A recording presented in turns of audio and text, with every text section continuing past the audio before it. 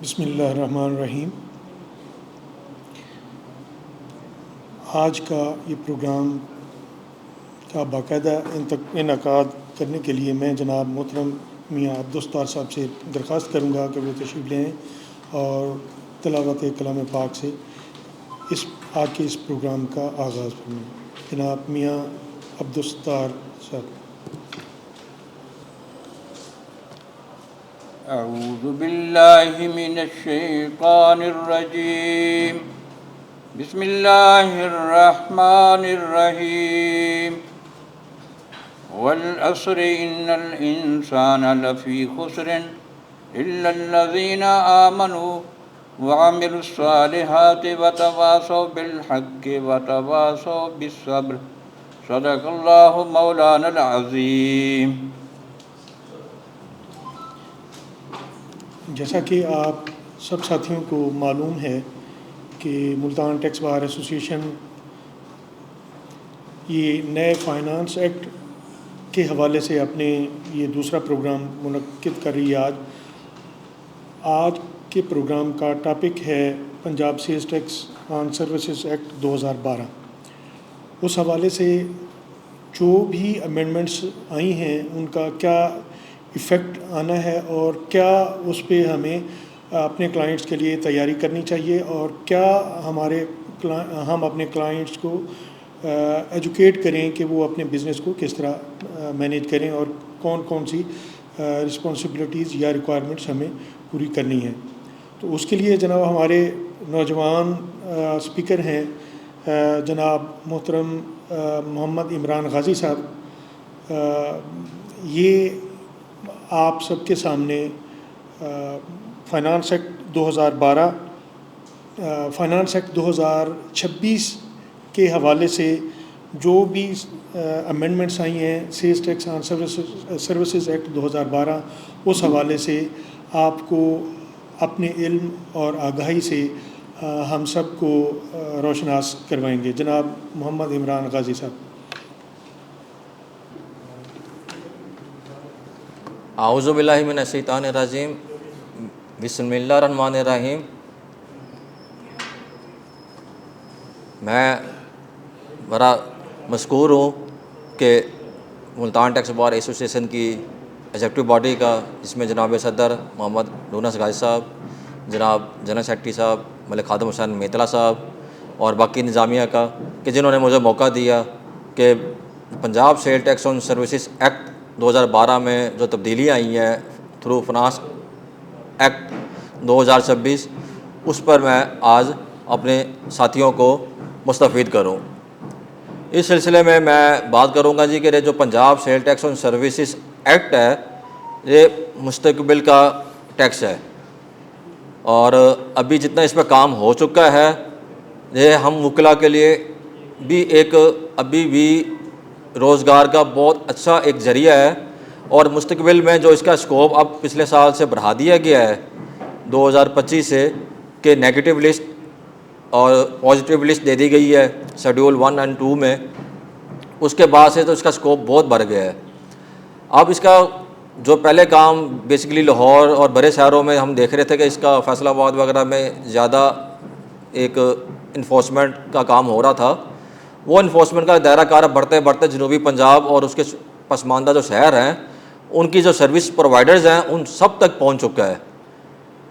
इस वक्त जो चेयरमैन पंजाब रेवेन्यू हैं वो मसलसल कोशिश कर रहे हैं कि इसके दायरा कार को बढ़ाया जाए और दायरा कार को बढ़ाने के लिए वो नए से नए ऑफिस खोल रहे हैं, नए इन्फोर्समेंट ऑफिसर्स, ऑडिट ऑफिसर्स को मुतय्यन किया जा रहा है और इसके साथ काम को भी बहुत आगे ले गए हैं। इस वक्त जो बजट था इनका पिछले साल का वो भी इन्होंने बहुत ज़्यादा अचीव किया है और उसकी वजह भी रही है कि इन्होंने एक तो सर्विसेज प्रोवाइडर के ऊपर टैक्स लगाया है, दूसरा जितने भी कंपनीज़ हैं उनको विद होल्डिंग टैक्स के जमरे में लाकर पाबंद कर दिया गया है कि जो भी सर्विस कंपनी किसी भी शख्स से लेगी, जो सर्विस प्रोवाइडर उसको मुहैया करेगा, अगर वो रजिस्टर्ड नहीं है तो फिर वो सर्विस पर विद होल्डिंग टैक्स कर खुद जमा कराएगा। अब विद होल्डिंग टैक्स का भी दायरा कार बहुत वसी हो गया है और इसमें कल भी मेरे पास 3-4 बड़ी कंपनियों के मैच नोटिस आए हैं जी कि हमें सेक्शन 57 के ऊपर या सेक्शन 31 के अंदर रहकर फाइनेंशियल अकाउंट्स मांगे जा रहे हैं। सबसे पहले तो मैं क्लियर कर दूं कि सेक्शन 31 में जो कंपनी का लफ्ज़ लिखा हुआ है वो कंपनी जो अपने अकाउंट्स मुहैया करेगी वो कंपनी है जो सर्विस प्रोवाइडर कंपनी है। विद होल्डिंग एजेंट की कंपनी के लिए सेक्शन 31 की क्लास एप्लीकेबल नहीं है। लेकिन क्योंकि ये इस तरह के तालीमी सेशन में जब हम बैठेंगे और इस तरह का एक हम एकेडमिक जब डिस्कशन करेंगे तो ये बातें हम सीखेंगे कि हमने जवाब क्या देना है। सिर्फ 31 का नोटिस आ जाने से विद होल्डिंग एजेंट को जो कि सर्विस प्रोवाइडर नहीं है पाबंद नहीं किया जा सकता कि जो रिक्वायरमेंट ऑडिटेड अकाउंट्स मुहैया करने की सर्विस प्रोवाइडर के लिए है वो सेम पैरी मटीरिया विद होल्डिंग एजेंट के लिए भी जो कि सर्विस प्रोवाइडर नहीं है वहाँ अप्लाई हो।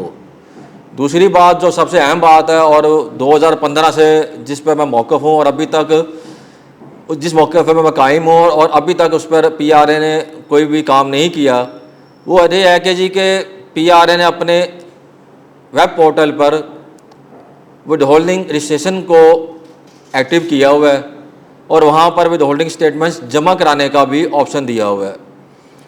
इसमें मैं फिर अपनी बात को रिपीट करूँगा जो मेरा 2015 से मौक़िफ़ है और वो ये है कि विद होल्डिंग एजेंट के लिए रजिस्ट्रेशन कराना रिक्वायरमेंट नहीं है।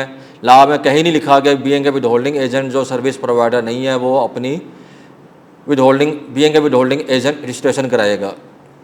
2017 से लेकर ऑनवर्ड PRA वाले सिर्फ इतना कहा करते हैं कि जी कि आप रजिस्ट्रेशन करा लें क्योंकि विद होल्डिंग रूल के आखिर में फॉर्म A जो दिया गया है जिस पर आपने बैंक में चालान जमा कराना है वो चालान की कलेक्शन जाती है लाहौर में, वो हमारे मुल्तान कलेक्ट्रेट को नहीं मिलती। उस वक्त इन्होंने रिक्वेस्ट की, विद होल्डिंग एजेंट्स कंपनियां थी उनको बुलाया, उनके रिक्वेस्ट की, उनके पास गए कि आप मेहरबानी करें आप जो चालान जमा करा रहे हैं वो मैनुअल चालान है। अभी तक विद होल्डिंग का जो चालान है वो लॉ के अंदर मैनुअल प्रोवाइडेड है क्योंकि विद होल्डिंग एजेंट ने जब रजिस्टर नहीं होना तो वो चालान भी ऑनलाइन नहीं बना सकता, मासवाई वो जो खुद से ऑप्शन अवेल कर ले। अब नुकसान ये हुआ है कि जिन लोगों ने उस वक्त विद होल्डिंग एजेंट अपने आप को रजिस्ट्रेशन करा ली है वो PRA के रेडार पे आए हुए हैं और उनको रोज़ कभी कंस्ट्रक्शन के ऊपर नोटिस आ जाता है जी कि हमने आपके ऑडिट अकाउंट्स पकड़ लिए हैं, आप आ जाएं और आपके ऑडिट अकाउंट्स में इतनी कंस्ट्रक्शन की है, बैलेंस शीट के आइटम है, इवन के इंटरटेनमेंट है। अब मैं कमिश्नर अपील के पास गया, मैंने कहा सर मुझे बताएं इंटरटेनमेंट कौन सी सर्विस में आती है, बिजनेसमैन कौन सी इंटरटेनमेंट कर रहा है कि वो लाहौर गया है, लाहौर में जाके वो किसी शाम को किसी ख़ास महफिल में बैठा है, वहाँ पे जाके उसने कोई नोट लुटाए हैं तो बिजनेसमैन ने उसको एज ए इंटरटेनमेंट का लफ्ज़ लिख कर वो ऐड कर दिया है। तो ये इंटरटेनमेंट पर जो टैक्स लगा रहा है क्या ऑफिसर की अक्ल काम कर रही है? तो इवन के ऑफिसर्स बगैर देखे कि जी कि सर्विस है और आपने कंस्ट्रक्शन कराई है तो वो बिल्डिंग है तो वो भी सर्विस है। हर चीज़ के ऊपर विद होल्डिंग टैक्स को ज़मरे में लाकर कभी आपसे 153(1)B और C और 165 का टैक्स की डिटेल्स मांगते हैं और इस तरह विद होल्डिंग। इसका बेहतरीन हल यही है कि जी कि अभी भी आपके पास अगर ऑप्शन मौजूद है लॉ में आप अपनी विद होल्डिंग की जो रजिस्ट्रेशन आपने कराई है उसको कैंसिल कराएं। उन्होंने कहा जी कि मैं मैनुअल पे आना चाहता हूँ क्योंकि लॉ मेरा मुझे प्रोवाइड कर रहा है जी कि मैंने मैनुअल स्टेटमेंट जमा करानी है और फिर मैनुअल चालान जमा कराएं ताकि जो इनकी मॉनिटरिंग है कम से कम कंप्यूटराइज मॉनिटरिंग में जब हम जाते हैं तो फिर उनके पास बहुत सारे ऑप्शन ऐसे आ जाते हैं जिसमें हम उनके साथ मुकाबला नहीं कर सकते। फिर AI आ गई है, वो भी मसलसल आपका ट्रेंड बता रही होती है कि किस ट्रेंड के ज़रिए आपका विद होल्डिंग का जो स्कोप है वो कहाँ जा रहा है। अब हम बात करेंगे अमेंडमेंट्स की कि इस वक्त जो अमेंडमेंट्स आई हैं हमारे पास पंजाब गज़ट के ज़रिए, उसमें पंजाब रेवेन्यू जो एक्ट है उसके अंदर जो अमेंडमेंट आई है सेक्शन 5 है इसका, sale tax on services act 2012 का, और इसमें जो अमेंडमेंट्स हैं हम डिस्कस करते हैं उनको। पहले अमेंडमेंट्स हैं हमारे पास, उसके बाद पार्ट 1 है, फिर पार्ट 2 है और फिर उसका जो इम्पैक्ट है वो हम इस सारी चीज़ों को देखेंगे। और उसमें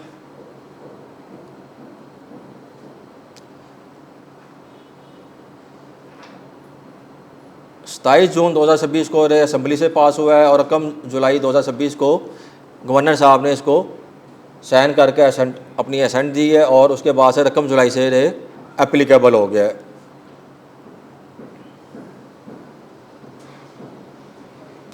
इसमें जो बिल आया था, बिल और एक्ट में कोई तब्दीली नहीं है, मासवाए के एक सेक्शन 5(3) है, उसमें पहले लिखा हुआ था दी वर्ड फर्स्ट और, तो उसको उन्होंने दी वर्ड्स फर्स्ट और कर दिया है।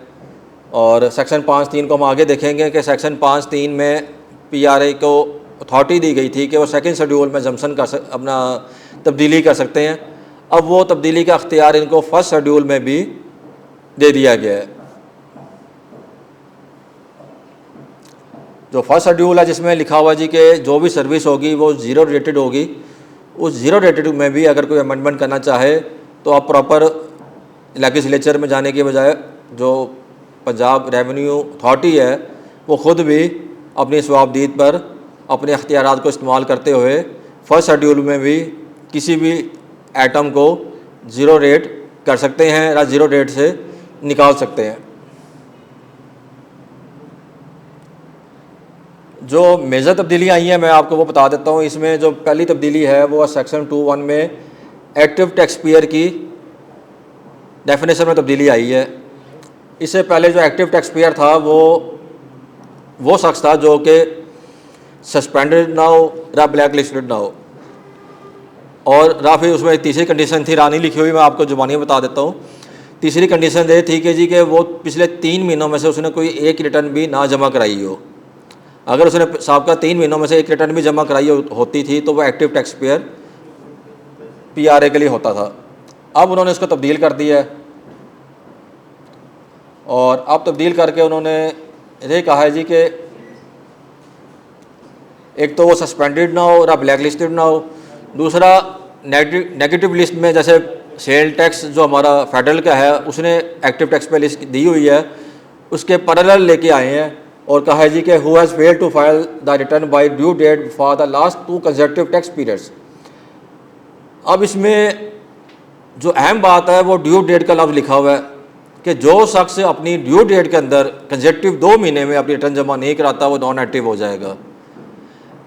अगर 15 तारीख महीने की रिटर्न जमा कराने की है और वो 16 को जमा कराता है, उसके अगले महीने भी फिर वो 16 को जमा कराता है तो वो एक्टिव नहीं रहेगा, फिर वो नॉन एक्टिव हो जाएगा। उसने अपनी रिटर्न को 2 महीनों में कंसेक्यूटिव किसी एक महीने में ड्यू डेट में रखनी है।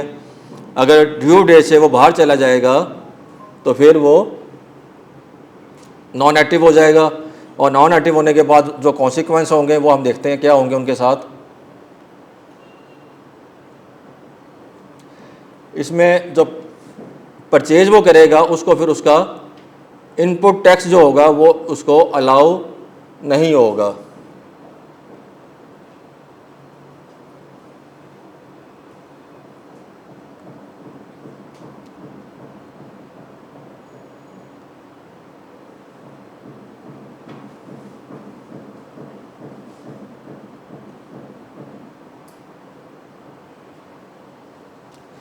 सेक्शन 5(3) पहले थोड़ा सा मैंने डिस्कस किया, उसको डिटेल में हम देखते हैं कि सेक्शन 5(3) में कहा गया जी कि अथॉरिटी जो होगी code amend the second schedule only. ये पहले प्रोविजन थी कि सेकंड शेड्यूल को ओनली उसको अमेंड करने का अथॉरिटी रखती थी through notification in the official gazette without going through the legislative amendment process.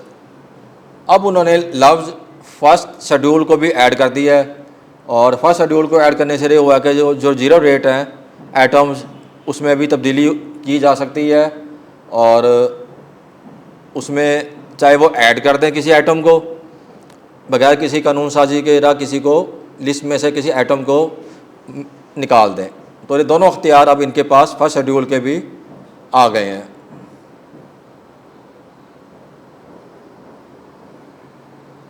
और इसमें अथॉरिटी ने इस वक्त सेक्शन जो सीरियल नंबर 25 था फर्स्ट शेड्यूल से निकाल दिया है, जो कि इस अख्तियारात को भी इस्तेमाल करने का कर लिया गया है।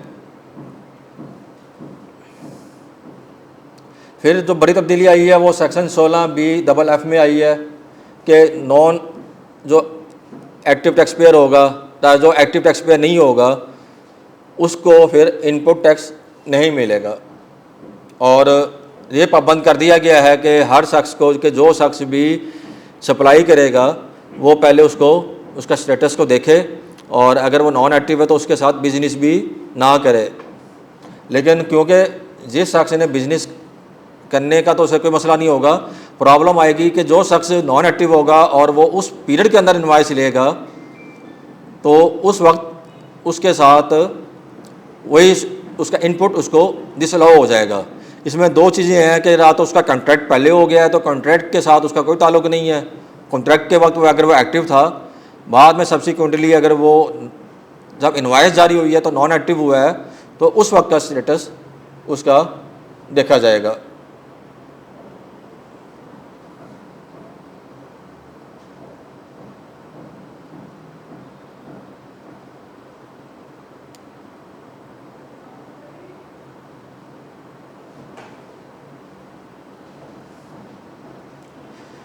फिर दूसरी तब्दीली आई है सेक्शन 16C में।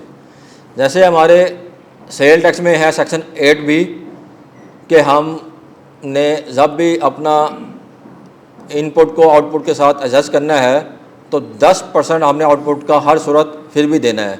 अब पंजाब रेवेन्यू ने कानून में पहले 10% की कंडीशन आई हुई थी कि 10% जो भी आपका इनपुट होगा उसका आउटपुट होगा उसका जमा कराना है। अब उसको 10% से वो 20% पे ले गए हैं, और अब आपको जितना भी आपका आउटपुट होगा और उसके अलावा के जितना भी आपका इनपुट टैक्स मौजूद होगा, जो कि अगर करोड़ों रुपए में भी पड़ा है, तो आपको फिर भी आउटपुट टैक्स का 20% जमा कराना है।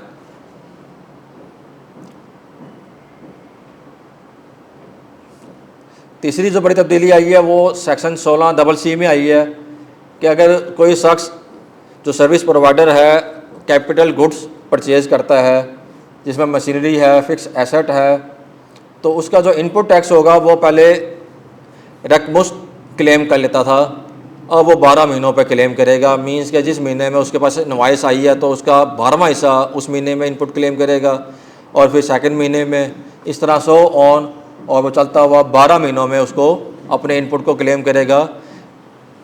कैपिटल एसेट का इनपुट अब उसके पास अख्तियार नहीं है कि वो रकमुश्त उसको क्लेम कर सके।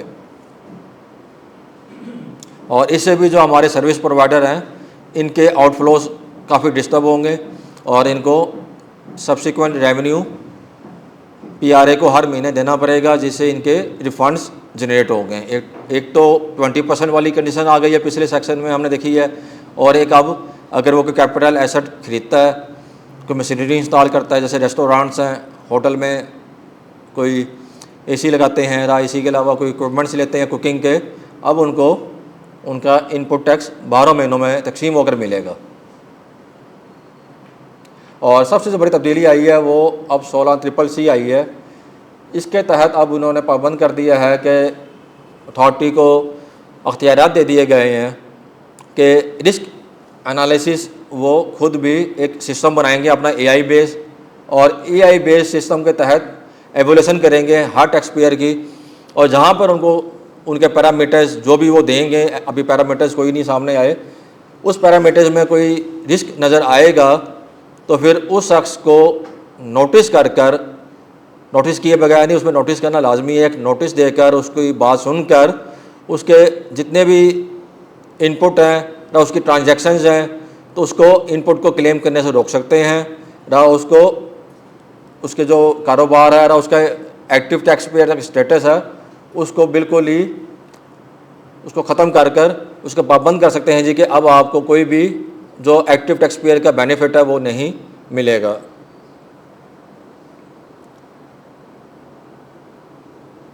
और अथॉरिटी के पास ये भी अख्तियार है कि उसको ऑडिट में सेलेक्ट कर ले।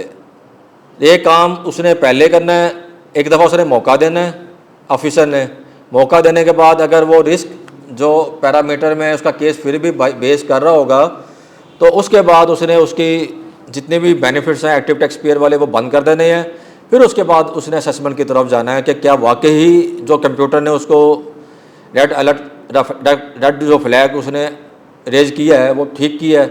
ये काम उसने बाद में करना है, पहले उसने सिर्फ एक मौका देकर आपको सिस्टम से बाहर निकाल देना है।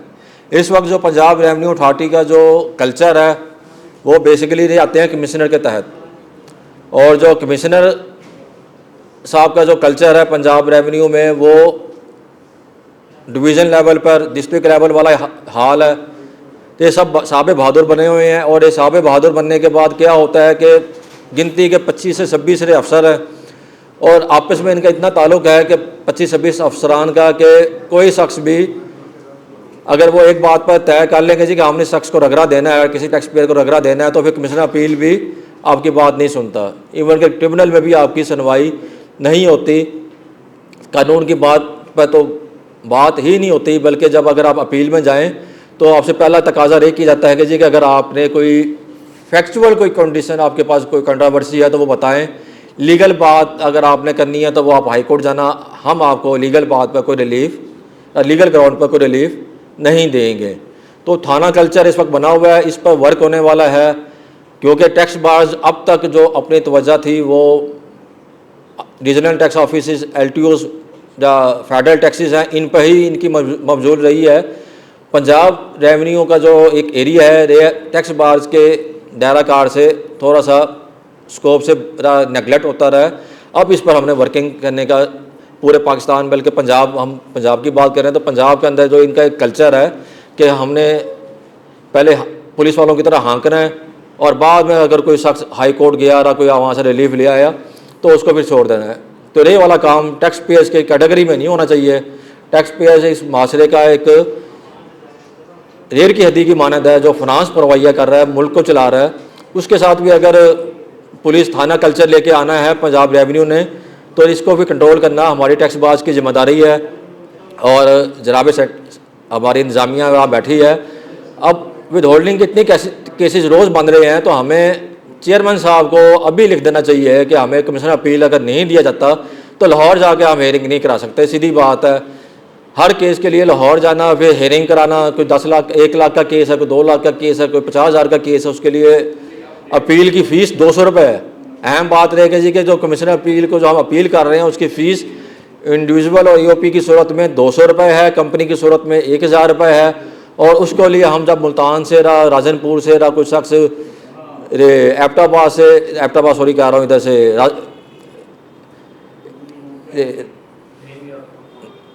जो बाबरपुर से जो आगे का एरिया है सारा सादकाबाद है, इधर से सर नहीं एबटाबाद तो उधर से शामिल होता है ना सर, हमारा इधर से सर सॉरी इधर से जो चिश्तिया से आगे जो इलाके हैं, चिश्तिया बावन लगा और उसके आगे भी एक इलाका है, वो ये सारे के सारे जब वहाँ से जो सर्विस प्रोवाइडर लाहौर अपील के लिए जाते हैं तो 200 रुपये की जो अपील की फ़ीस हो, जो कॉस्ट 200 रुपये रखी गई हो, उसके लिए 20 से 25,000 रुपये का केस का खर्चा एक वकील का लाहौर आने जाने का लगता है। अब हमें कमिश्नर अपील जब तक मुल्तान नहीं आता और मुल्तान तैनात नहीं किया जाता, एक पॉलिसी बना ली जाए कि जी कि हमने लाहौर में पेश नहीं होना, जब मुल्तान इतना बड़ा रीजन है तो इसको कमिश्नर अपील देना चाहिए, भावलपुर को देना चाहिए, रहीम इमरान खान को कमिश्नर अपील देना चाहिए, और यहाँ पे अपील के ऑफिस होने चाहिए।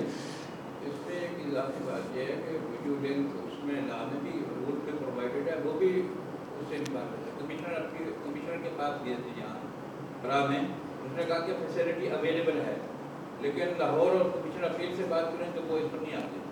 यही सर जब लॉ में प्रोवाइडेड है, और ये आज से नहीं है, ये 2020 से वीडियो लिंक की सर्विस दी गई थी। मैंने मुल्तान से बैठ कर खुद वीडियो लिंक पे हेयरिंग्स कराई हैं। लेकिन जो आप कमिश्नर अपील इस वक्त जो मौजूद हैं, जो हमारे मुल्तान के रीजन को देख रहे हैं, कुछ अरसे से चाहे वो तब्दील भी होते रहे हैं, तो उन्होंने पॉलिसी बना ली है कि जी कि हमारे पास फिजिकली पेश हो, और फिजिकली पेश होकर भी हमें शर्मिंदगी होती है कि जी हम वकील होकर वहाँ क्या करने गए हैं। जब लीगल बात नहीं सुननी है, फैक्ट्स की बात सुननी है, तो फिर तो टैक्स पेयर का मुंशी भी जाकर क्लर्क जाके भी बातें बता देगा। हमें तो लीगल इशूज़ के लिए एक फ़ीस मिली हुई है, हैर हुआ है, तो पहली बात पे ही वो कह दें जी कि आपने लीगल बात करनी है तो वो आगे जाएँ, आपने फैक्ट्स बताने तो हम बैठे हैं सुनने के लिए। तो ये उनका रवैया भी बड़ा गलत है। उस पर भी एक प्रोटेस्ट लेटर चेयरमैन को लिख देना चाहिए। लाहौर टैक्स बार ने भी लिखा है, तो मुल्तान टैक्स बार की तरफ से भी इस वक्त जो हालात जा रहे हैं अपील के, वो भी हमें एक प्रेजेंटेशन चेयरमैन को भेज देनी चाहिए और वीडियो लिंक की फैसिलिटी फौरी। और स्टे का सर मैं फिर वो बात करूंगा, स्टे 10% पर मिल रहा है। सेक्शन 73 तो खुद कहता है जी कि अगर आपने 10% जमा करा दिया तो फिर तो अपील में आपको स्टे लेने की ज़रूरत नहीं है, ऑटोमेटिक स्टे हो जाता है। लेकिन जब हम कमीशन अपील के पास जाएँ वो लिख देती हैं जी कि 10% कंडीशनल पे आपको स्टे मिलना है, तो उनके पास तो कंडीशन लगाने का अख्तियार ही हासिल नहीं है। अरे हाई कोर्ट की और सुप्रीम कोर्ट की इसमें रूलिंग्स हैं, और मैंने इधर से FBR के जो केसेस हैं, इन केसेस पे कंडीशन पे ATR से बहुत सारे फैसले लिए हैं कि कमीशन अपील के पास अख्तियार ही हासिल नहीं है कि वो कंडीशन लगा कर स्टे दे। कंडीशन वाला स्टे अगर 73 सेक्शन PRA में लिखा हुआ है कि 10% में मिलना है, उस पर मैंने सॉरी फिर 37 अभी जहाँ पे हमें ऑटोमेटिक स्टे मिल जाता है उसमें 37 सेक्शन है। अगर तो उसमें जब लिखा हुआ है कि 10% स्टे जमा करा कर हमें स्टे मिल जाएगा, पेमेंट जमा करा कर जो डिमांड है, और इस पर मैंने ATR से भी एक बटाला किसान का फैसला करवाया है, जिसमें कहा गया है जी कि आपको जब 10% अगर आपका जमा हो गया है तो उसके बाद आपको स्टे लेने की ज़रूरत नहीं है, आप ऑटोमेटिक स्टे में फिर हैं। फिर महकमा आपको बैंक बंद नहीं कर सकता आपका, ना ही रिकॉर्ड से मेयर कर सकता है अगर आपके पास कमीशन अपील से स्टे नहीं भी लिया हुआ।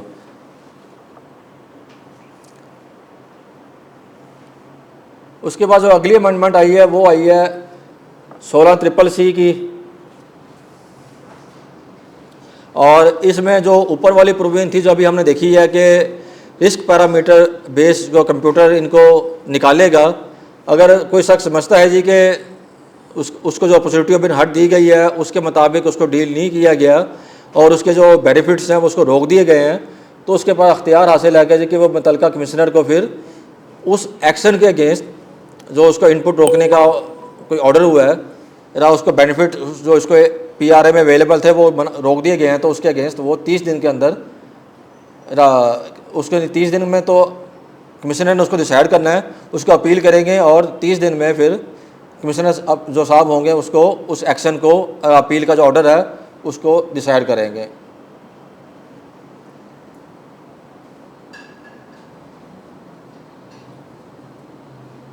हमारे ट्रिब्यूनल से रिमांड हुआ अपना 50 डेज दिए, लेकिन 6 महीने हुआ अब जाके उन्होंने किया। ऐसा ही है सर।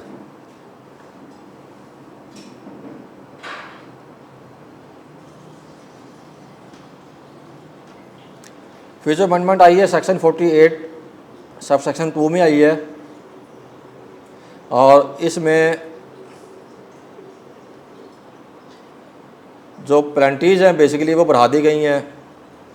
पहले person required to be registered था बट नॉट रजिस्टर्ड था, वो उसको 1 लाख थी, उसको अब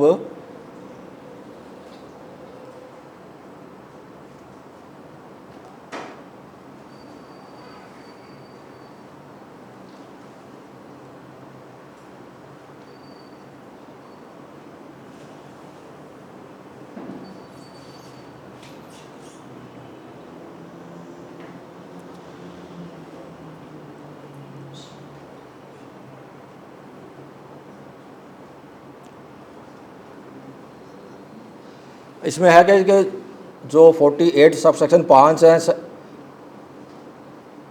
N individual shall pay a penalty up to 100,000 rupees for the first default and 100,000 rupees for each subsequent default. और फिर कंपनी और AOP के लिए है shall pay a penalty up to 500,000 rupees for the first default and 500,000 rupees for each subsequent default.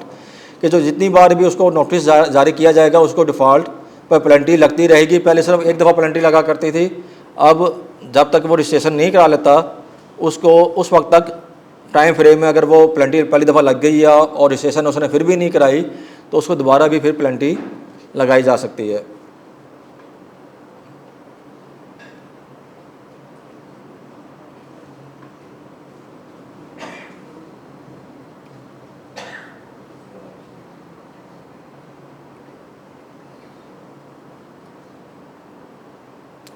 अब इसकी जो nature थी वो अब रिकरिंग नेचर कर दी है।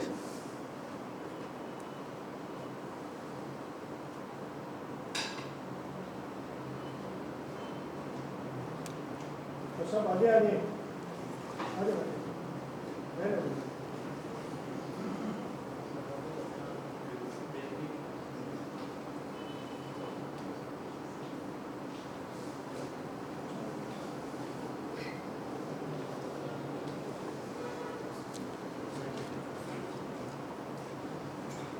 फिर इसी तरह जो प्लेंटीज थी, नॉन फाइलिंग, लेट फाइलिंग, या फिर उसके बाद पीओएस ना लगवाने की, या पीओएस को जानबूझकर रोक देने की, वो उन प्लेंटीज को भी 1 लाख से 5 लाख, जहाँ पे 20,000 थी तो उसको भी 5 लाख कर दिया है। फिर 50,000 वाली प्लेंटी को 10 लाख कर दिया है। और इसी तरह कोई इनवाइस के बगैर, आप पीओएस के बगैर इनवाइस जारी कर दिया। तो इस तरह की जो कितनी प्लेंटियाँ थी उनको अब लाखों में प्लेंटियों को बढ़ा दिया गया है।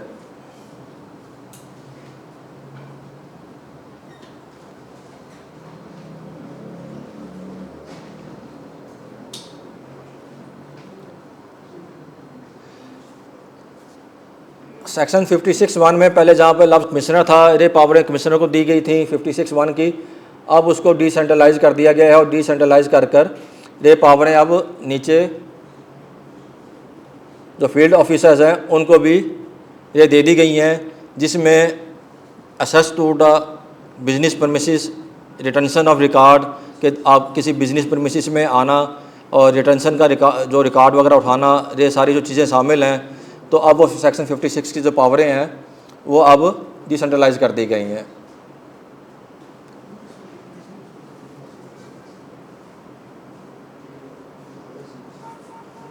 अब टैक्स पेयर्स को अपना जो मुतलका रिकॉर्ड है वो अपने ऑफिस में, या जो उसका डिक्लेयर्ड एड्रेस है वहाँ रखना होगा। अगर वो नहीं रखेगा तो फिर अब पहले कमिश्नर की जरूरत, कमिश्नर ने एक्सरसाइज करनी होती थी और उसके लिए उसको पहले अप्रूवल लेनी होती थी। लेकिन अब ये सारी की सारी चीज़ें जो अप्रूवल वाली चीज़ें हैं वो रिमिट हो गई हैं। अब जिस तरह FBR के अफसरान के पास अख्तियार हासिल है 175 में, या सेल टैक्स सेक्शन 38 में, या 40 में। 38 में तो फिर भी वो कमिश्नर का पाबंद है सेल टैक्स में, लेकिन 40 में तो उसको किसी भी अफसर को ये भी पाबंद नहीं किया गया कि वो कमिश्नर से भी अप्रूवल लेगा। तो इसी तरह ये सेक्शन 40 की तरह की एक पावर 56(1) में अब फील्ड ऑफिसरान को PRA में दे दी गई है।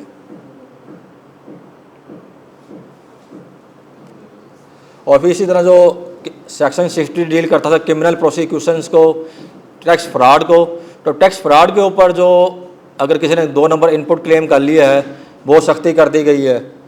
और उसको उन्होंने पहले जो टैक्स फ्रॉड अगर पकड़ा गया है तो उसका 10 गुना जुर्माना लिया जाना था और उसका 10 गुना रिकवर किया जाना था। अब उसको 50% रिकवर किया जाएगा। अगर 1 लाख रुपए का फ्रॉड पकड़ा गया है तो उस शख्स को फिर 50 लाख रुपए उसे रिकवर किया जाएगा।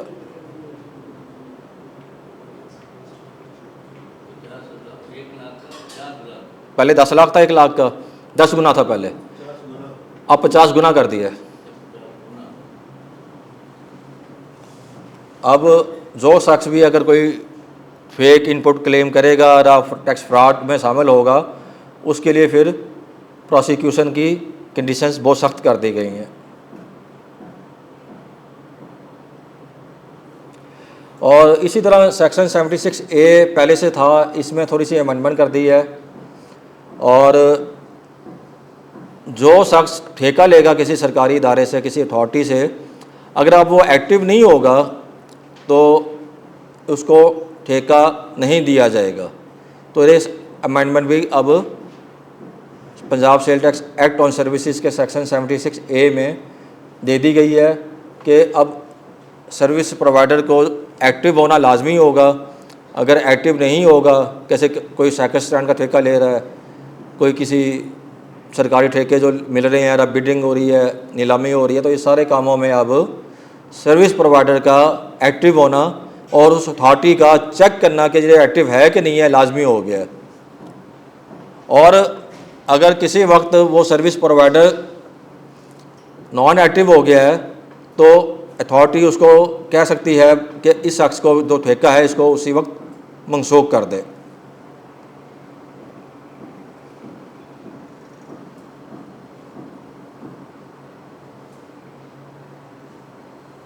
हाँ, इसमें सिर्फ एक उसमें कंडीशन है कि जो शख्स एक नया कारोबार सर्विस प्रोवाइडर जो है वो शुरू कर रहा है, उसको 6 माह के लिए रियायत है। वो ये साबित करेगा जी कि मैंने अभी नया कारोबार शुरू किया है, मैंने पंजाब रेवेन्यू का सेल टैक्स नंबर लेने के लिए अप्लाई कर दिया है और मुझे इस दौरान 6 माह का अरसा दरकार है।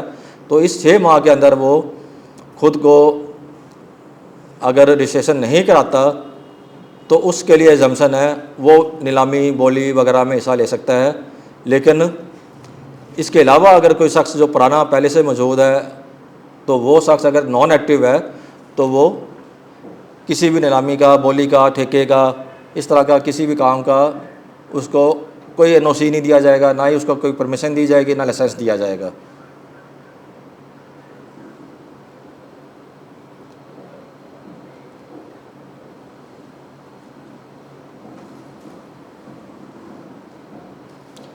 इसमें गवर्नमेंट और पब्लिक सेक्टर जो प्रोक्योरमेंट्स हैं वो तमाम इसमें शामिल हैं।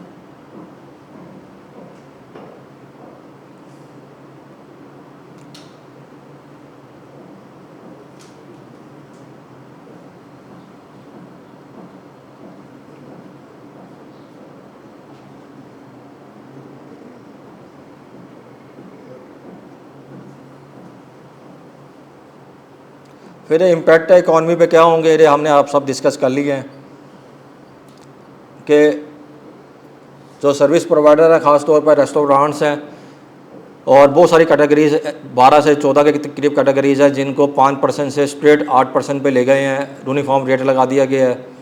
जिसमें होटल्स भी हैं और होटल्स के लिए ये कहा गया जी कि जितने भी रेस्टोरेंट्स हैं, होटल्स हैं, सैलून्स हैं, जितनी भी कैटेगरीज हैं जो 8% पे आ गई हैं, अब थ्रू बैंकिंग पेमेंट, अगर क्रेडिट कार्ड की पेमेंट, डेबिट कार्ड की पेमेंट, रास्त आईडी के ज़रिए पेमेंट होगी तो उस पर अब 8% टैक्स लगेगा। इसी तरह marriage hall, catering, event management, ये सब 8% पे आ गए हैं और 8% टैक्स इन पर लगेगा। अब इसमें एक 2 तारीख को सर्कुलर भी आ गया है कि नोटिफिकेशन जारी हो गया है। उस नोटिफिकेशन के तहत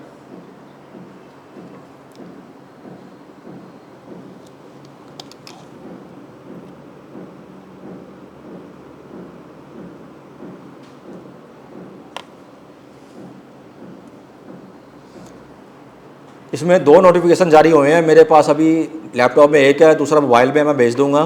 उसमें सिर्फ तब्दीली रही है कि पहला जो जारी किया है वो चेयरमैन ने जारी किया 2 तारीख को, 2 जुलाई 2026 को, और उसमें उसने कहा है जी कि ये यहाँ तक तो सेम है। टेबल के आगे कॉलम और ऐड कर दी है उसने, और उस कॉलम में जो मर्चेंट कोड होता है एक बैंक का, कि मर्चेंट का कोड है वो किस कैटेगरी में फॉल करता है, वो भी साथ लिख दी है। और उन्होंने कहा है जी कि अब जो बैंक होगा वो खुद जब उसके पास उस कोड के ऊपर जब उसने मशीन जारी की हुई है किसी को, डेबिट क्रेडिट कार्ड की जो मशीन जिसमें हम कार्ड अपना स्वैप करते हैं, अगर उस कोड के ऊपर जारी हुई है तो उस कोड के ऊपर जितनी भी पेमेंट्स होंगी उसका 8% विदहल्ड कर लेगा। 10 तारीख को वो अपनी स्टेटमेंट जमा कराएगा और उसके साथ जो कलेक्टिंग एजेंट है, ये इसको बेसिकली सेक्शन 14A में कलेक्टिंग एजेंट का लफ्ज़ दिया गया है कि ये विदहोल्डिंग एजेंट नहीं है, ये कलेक्टिंग एजेंट है। अब सेक्शन 14A में हमने ये देखना है कि क्या वहाँ पर विदहोल्डिंग एजेंट के अलावा कोई कलेक्टिंग एजेंट का तस्वर मौजूद है। दूसरा, ये तो चलो लीगल बात हो गई है, लेकिन अगर लॉ ने उसको पाबंद कर दिया है कि अब उसने जो डेबिट क्रेडिट कार्ड की मशीन है, उस मशीन के कोड पर हर बैंक ने देखना है जी कि हमारे पास इस कोड से कितनी मशीनें जारी हुई हैं, और उस मशीन के ऊपर कैटेगरीज जैसे दी हुई हैं, सर्विस प्रोवाइडर रेस्टोरेंट्स हैं, ये तो उनका HS कोड तो बैंक से रिलेटेड नहीं है, लेकिन बैंक को सिर्फ कोड है ना, वो कोड उसको कंसर्न होगा, वो MCC के कोड है, तो उन कोड्स के तहत वो पाबंद खुद ही डिटरमिन कर लेगा बैंक के जी कि मैंने इस कोड का 8% जब भी मेरे पास पैसे आएंगे, चाहे वो किसी पर्पज़ के लिए भी आए हैं, अब उसने खुद भी होल्डिंग करनी है, चाहे वो खुद भी कैश जमा करा दे उस अकाउंट में, लेकिन वो कार्ड स्वैप होगा तो कार्ड स्वैप होने पे उसने 8% काटना है। मेरे ख्याल में कैश जमा कराने पे नहीं होगा।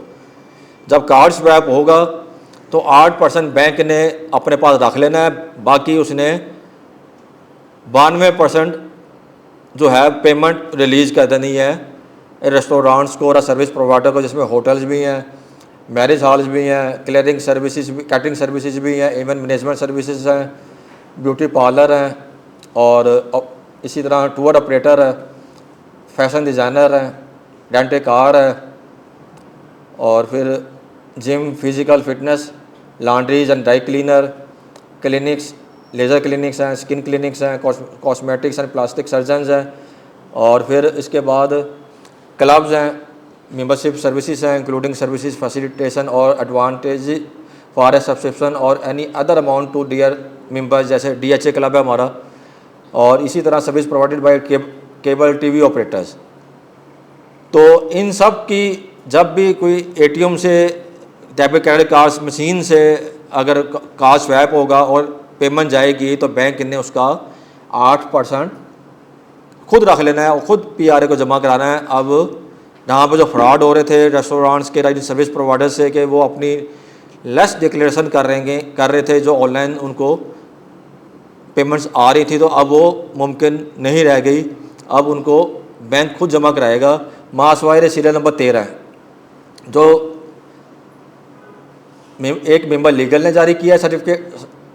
ये मेंबर लीगल का मैं आपको दिखा रहा हूँ, ये मेंबर लीगल ने जारी किया है, और मेंबर लीगल ने इसमें बल्कि चेयरमैन साहब का है, और मेंबर लीगल इसको नीचे साइन कर रहा है। तो एक में तो सीरियल नंबर 13 का हवाला दे के इन्होंने लिख दिया है जी कि इस पर 50% विद होल्डिंग होगी। तो जैसे DHA क्लब है तो इस तरह की जो सर्विसेज दे रहे हैं क्लब जो हैं उस पर 50% विद होल्डिंग करेगा बैंक, बाकियों पर 100% विद होल्डिंग करेगा और पूरी रकम 8% की जमा करा देगा। जो MCC कोड है, मर्चेंट कोड है, वो मैं आपको उसका सर्कुलर भी आज ग्रुप में शेयर कर दूंगा, वो उसमें कोड भी आपको नज़र आ जाएंगे।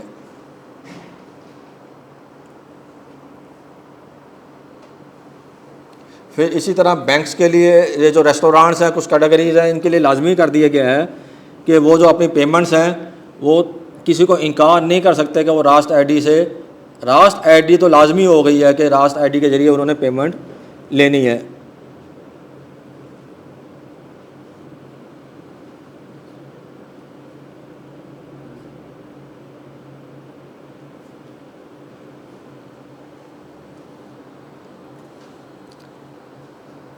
ये रास्ट आईडी का सर्कुलर नंबर 1/2026, और इसमें उन्होंने पाबंद कर दिया है कि 23 जनवरी को आया था और कहा गया जी कि 14 दिन के अंदर जो भी रेस्टोरेंट्स हैं, होटल्स हैं, ब्यूटी पार्लर्स हैं, ये अपने बैंक अकाउंट्स में रास्ट आईडी के ज़रिए पेमेंट लाजमी लेंगे। रास्ट आईडी का मंसूबा पिछले साल अगस्त-सितंबर में प्राइम मिनिस्टर साहब ने शुरू किया था कि पूरे पाकिस्तान में हम रास्ट आईडी को मुतारफ़ कराएंगे नवंबर तक, लेकिन वो फिर मंसूबा अभी पाया तकमील तक नहीं पहुंचा रहा। जो जिनके ज़िम्मे वो लगाया गया था तो उन्होंने शायद उस पर इतना एक्शन नहीं लिया। अदरवाइज रास्ट आईडी ये है कि जब हर मर्चेंट अपने दुकान पर एक स्टिकर लगाएगा, बार कोड लगाएगा, जिससे आप अपने मोबाइल से स्वैप अपना तस्वीर लेकर उसको अपने बैंक अकाउंट से डायरेक्ट पेमेंट ट्रांसफ़र कर सकते हैं। और ये मनसूबा था कि हर पूरे पाकिस्तान में जितने भी हमारे वेंडर्स हैं, हर शख्स अपने बैंक अकाउंट्स की वहाँ पर QR कोड बैंक से लेकर वहाँ अपने दुकान के बाद चस्पा करेंगे। और ये सहूलत होगी कि अगर किसी शख्स के पास कैश में रकम मौजूद नहीं है तो डिजिटल इकानमी को रिकॉर्ड हमें मेंटेन करने के लिए इसको इंसेंटिव दिया जा रहा था कि वो लोग आएँ और अपने बैंक अकाउंट्स में जो आपके मोबाइल के ऊपर ओपन हो जाता है ऐप, उस ऐप से आप बार कोड को स्कैन करें और स्कैन कर उस शख्स को जो भी आपने उसे परचेज़ की है, चाहे अगर आपके पास डेबिट क्रेडिट कार्ड नहीं भी है तो बैंक अकाउंट्स की ऐप से आप पेमेंट कर दें। तो बेसिकली ये अब रेस्टोरेंट्स, होटल्स और ब्यूटी पार्लर्स, अगर किसी रेस्टोरेंट के पास या होटल के पास डेबिट क्रेडिट कार्ड मशीन नहीं भी मौजूद तो आप उसको कह सकते हैं जी कि आप अपना रास्ट आईडी का QR कोड दें, हम इस पर पेमेंट रास्ट आईडी के ज़रिए करेंगे। और जो बेनिफिट आपको 16% कैश देने की सूरत में नहीं मिलना, अब वो 8% आप रास्ट आईडी से भी पेमेंट कर ले सकते हैं।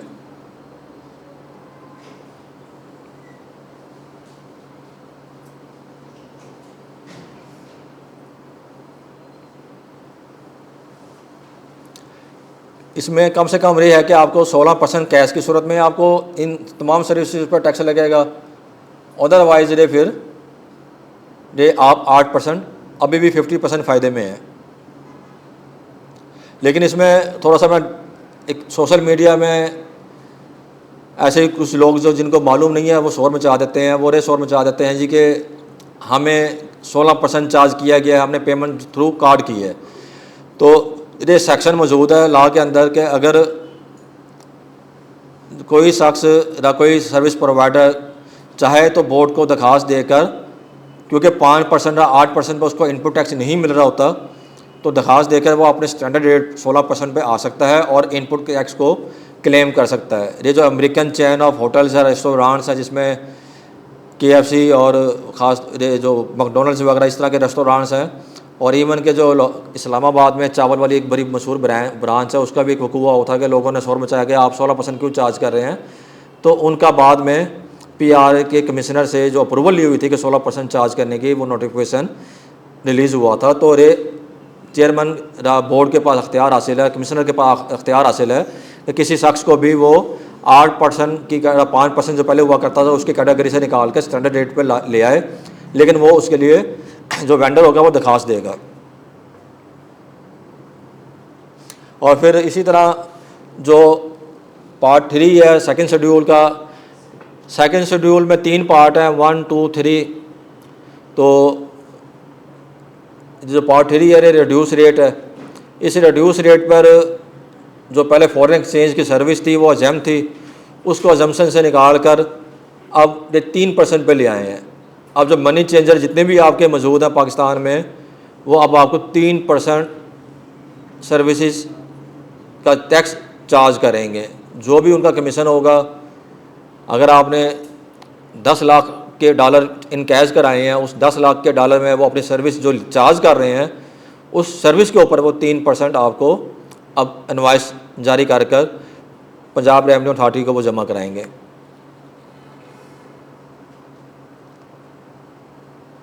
और इसी तरह थोड़ी सी तब्दीली ये की है कि सीरियल नंबर 9 थी, वहाँ से इवेंट मैनेजमेंट सर्विसेज को निकाल कर सीरियल नंबर 37 में ले गए हैं। इवेंट मैनेजमेंट अभी भी टैक्सेबल है, 8% पर है और इसमें कोई तब्दीली नहीं हुई। और सर्विस प्रोवाइडर पर इम्पैक्ट्स हैं, रे मैं आपको स्लाइड्स दे दूंगा, रे आप देख लेना इसमें क्या इम्पैक्ट्स आएंगे। और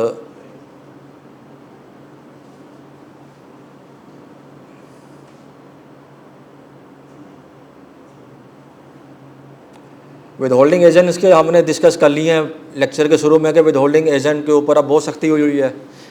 हर कंपनी को ऑडिटेड अकाउंट्स महकमा BR से उसकी विद होल्डिंग स्टेटमेंटें ले ली जाती हैं, और फिर 153(1)B 153(1)C और जितने भी सर्विसेज के जो सेक्शन हैं जिसमें विद होल्डिंग हो रही है, उन सब सेक्शंस का नोटिस देकर उसे विद होल्डिंग में फिर टैक्स लगाया जा रहा है। चाहे आप कितना मर्जी रिकॉर्ड दे दें, आपकी कोई बात नहीं सुनी जाती।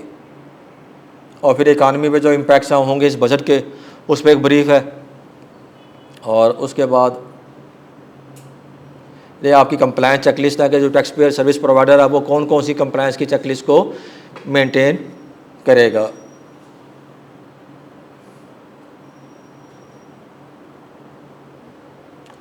और इसके साथ जी शुक्रिया सब दोस्तों का। किसी दोस्त का सवाल हो तो वो ज़रूर कर सकता है।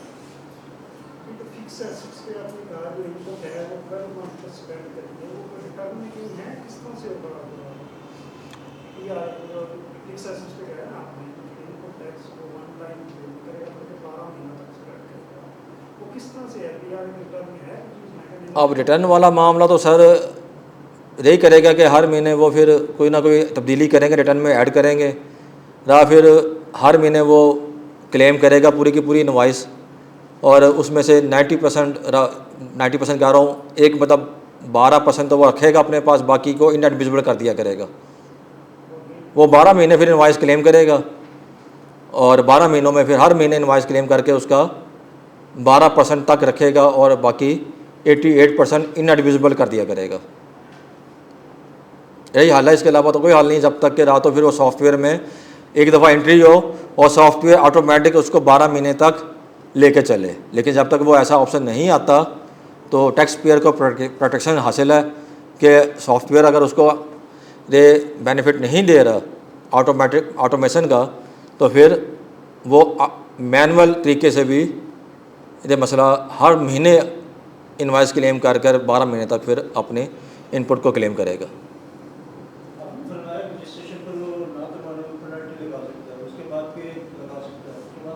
रिकरिंग हो गई है, पहले वन टाइम थी, अब रिकरिंग है जी कि अब उन्होंने बार बार आपके पास आके मिन्नतें नहीं करनी कि जी एक दफ़ा पेनल्टी लगाई थी आपने 1 लाख भर दी है और 10 लाख भर दी है आपने, तो अब आप अज़म हो गए हैं कि जी कि अब आप रजिस्ट्रेशन ना कराएं।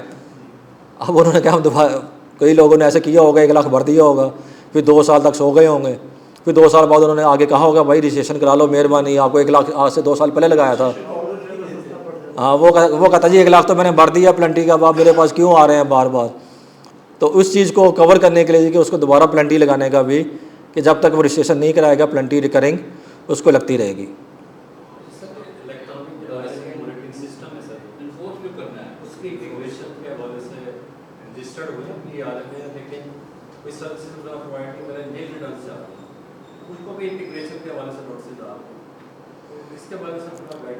सर जी इंटीग्रेशन तो आपका देखें PRA के साथ इतना महंगा सौदा नहीं है, ये तो इनके अपने सॉफ्टवेयर वेबसाइट पर मौजूद है, आपने वो API उनकी चलानी होती है, वो ऑटोमेटिकली इंटीग्रेशन हो जाती है।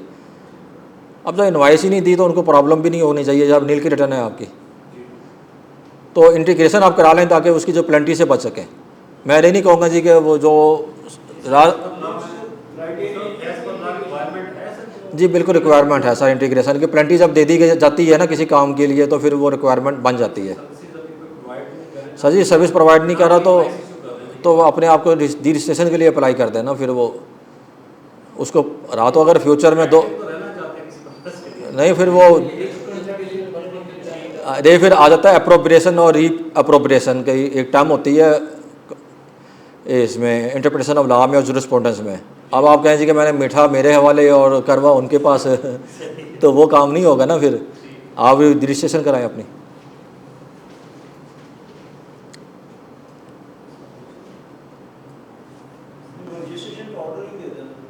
हाँ जी, नहीं रजिस्ट्रेशन का ऑर्डर जारी नहीं करते तो सर उनका फॉल्ट है ना, फिर आपने अप्लाई अगर कर दिया है तो आपने अपना काम तो पूरा कर दिया है। अब कमिश्नर अपील साहब के ऑफिस के लिए हमने तदोदय करनी है। मुल्तान में कम से कम हमारा फौरी तौर पर तकाजा रही है कि वीडियो लिंक बहाल हो जाए, और जो हमारे मसाइल हैं पंजाब रेवेन्यू के साथ के जहाँ पर हमारी थाना कल्चर है उसको टैक्स पेयर के साथ रेस्पेक्टेबल एक होना चाहिए, जहाँ पर टैक्स पेयर की रेस्पेक्ट नहीं की जा रही, बल्कि वकला के साथ भी बाज़ दफ़ा जो अफसरान हैं उनका बिहेवियर ऐसे होता है कि हम चोर चले गए हैं उनके पास, हम किसी चोरों को जाकर किसी कत्ल के 302 के मुलज़म को 307 के मुलज़म को जाकर डिफेंड कर रहे हैं। मैं उधर चले जाएँ आप कचहरी में तो 302 का मुलज़म का वकील होगा, वो फिर भी इज़्ज़त रखता है, हमारी यहाँ पर इज़्ज़त नहीं होती। वो फिर भी ये सोचता है, अपने आप में प्लेयर फील करता है, ऑनर फील करता है कि यार मैं कत्ल के केस में प्लीड कर रहा हूँ, वो उसके लिए ऑनर है कि किसी कोई पार्टी उसको किसी कत्ल के केस में अटॉर्नी दे रही है, इस काबिल है तो वो उसको अटॉर्नी मिली है। हमारे लिए किसी टैक्स पेयर को जाके प्लीड करने का मतलब है जी कि हम चोरों को प्रेजेंट कर रहे हैं और हम फराडी हैं, और ये वकीलों के साथ भी ये हाल हो रहा है।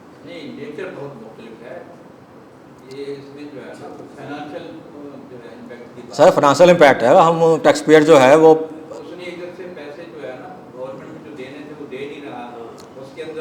सर उसके सर हेरा फेरी वाला जब तक पकड़ा नहीं जाता इम्पैक्ट सर वो सर जी फाइनेंशियल मैटर जो है ना वो इंसानियत के कत्ल के बराबर नहीं होगा। एक कत्ल इंसानियत का कत्ल है।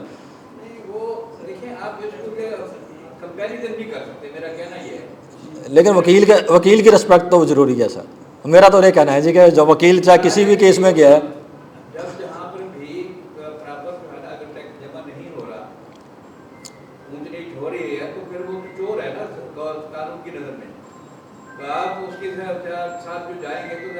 नहीं उसके साथ तो नहीं गए, हम अलहदा भी जा सकते हैं लेकिन जब उसको वकालतनामा उसका दिया तो फिर हमें चोरों की तरह ही चोरी कर रहा है ना, अब वो करता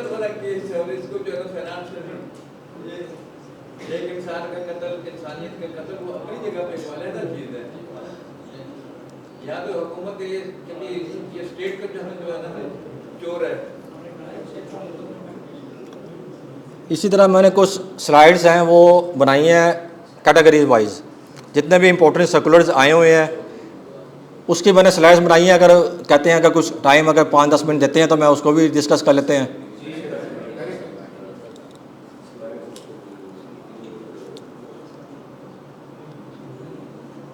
इसमें जो होटल्स हैं, जो फ्रेंचाइज हैं, उनके जो फ्रेंचाइजी हैं उनको पाबंद कर दिया गया है कि जो फ्रेंचाइजी जो होगा वो कलेक्टिंग एजेंट होगा और जितनी भी रकम उसके पास फ्रेंचाइजी के पास जाएगी, जैसे चाय खाना हो गया, ये फ्रेंचाइजी है मुल्तान में, या KFC हो गया, सबवे हो गया, मैकडोनल्ड हो गया, ये जिस कंपनी के फ्रेंचाइजी होंगे ये कंपनियां टैक्स विदहोल्ड कर खुद जमा कराएंगी PRA को।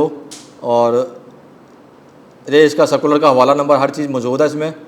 उसके बाद जो फूड डिलीवरी प्लेटफॉर्म्स हैं जैसे फूड पांडा हो गया, या इस तरह का कोई लोकल आप फूड डिलीवरी प्लेटफॉर्म बना लेते हैं मुल्तान में, जो लोगों से इस बात की सर्विस देता है जी कि हम आपका खाना या एक जो उसका कुक है उसके रेस्टोरेंट है उससे उसके घर तक जो उसका कस्टमर है उस तक पहुँचाएँगे।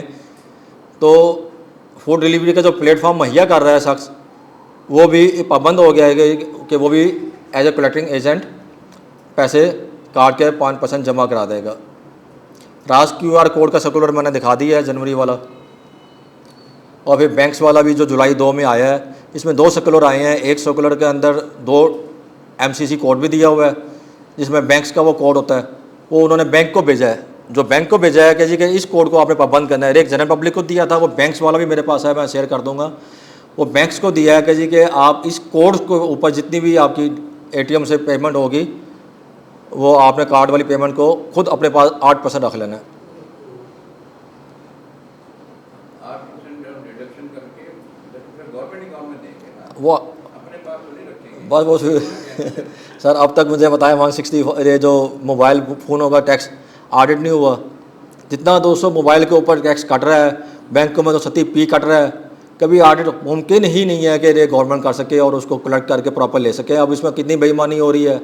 इवन के आपके रेलवे हो गया, जितने सरकारी टेंडर हैं, सर्विसेज दे रहे हैं ये लोग, सर्विस प्रोवाइडर का टैक्स तो काट रहे हैं, आगे जमा नहीं हो रहा। अभी वो है ना उनके पास इंफ्रास्ट्रक्चर। सर इंफ्रास्ट्रक्चर किसी खातून का, मेरे पास खातून का केस है, उस वकील की एक वालदा हैं, वो उस खातून का केस में क्या किया है कि उसने रिटर्न जमा नहीं कराई 2025 की।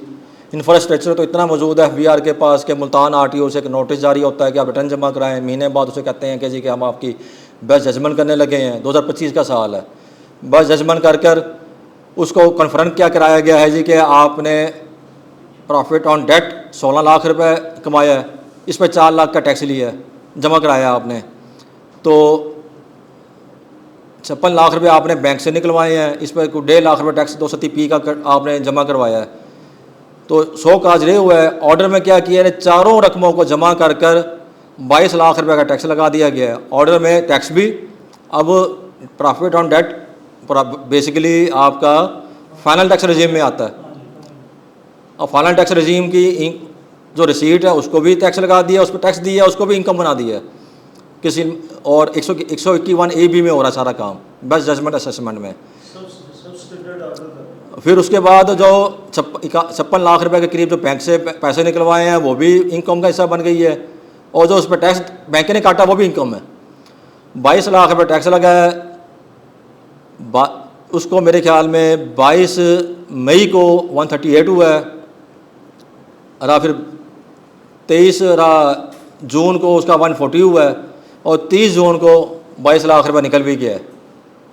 तो सर एफिशिएंट है महकमा हमारा, ऐसी बात नहीं है। FBR के जो हमारे ऑफिसरान हैं, यहाँ पर ग्रीन ट्रेन जो हुकूमत ने चलाई है उसकी स्पीड कितनी है? सर उससे ज़्यादा ही तेज़ है हमारे अफसरान की स्पीड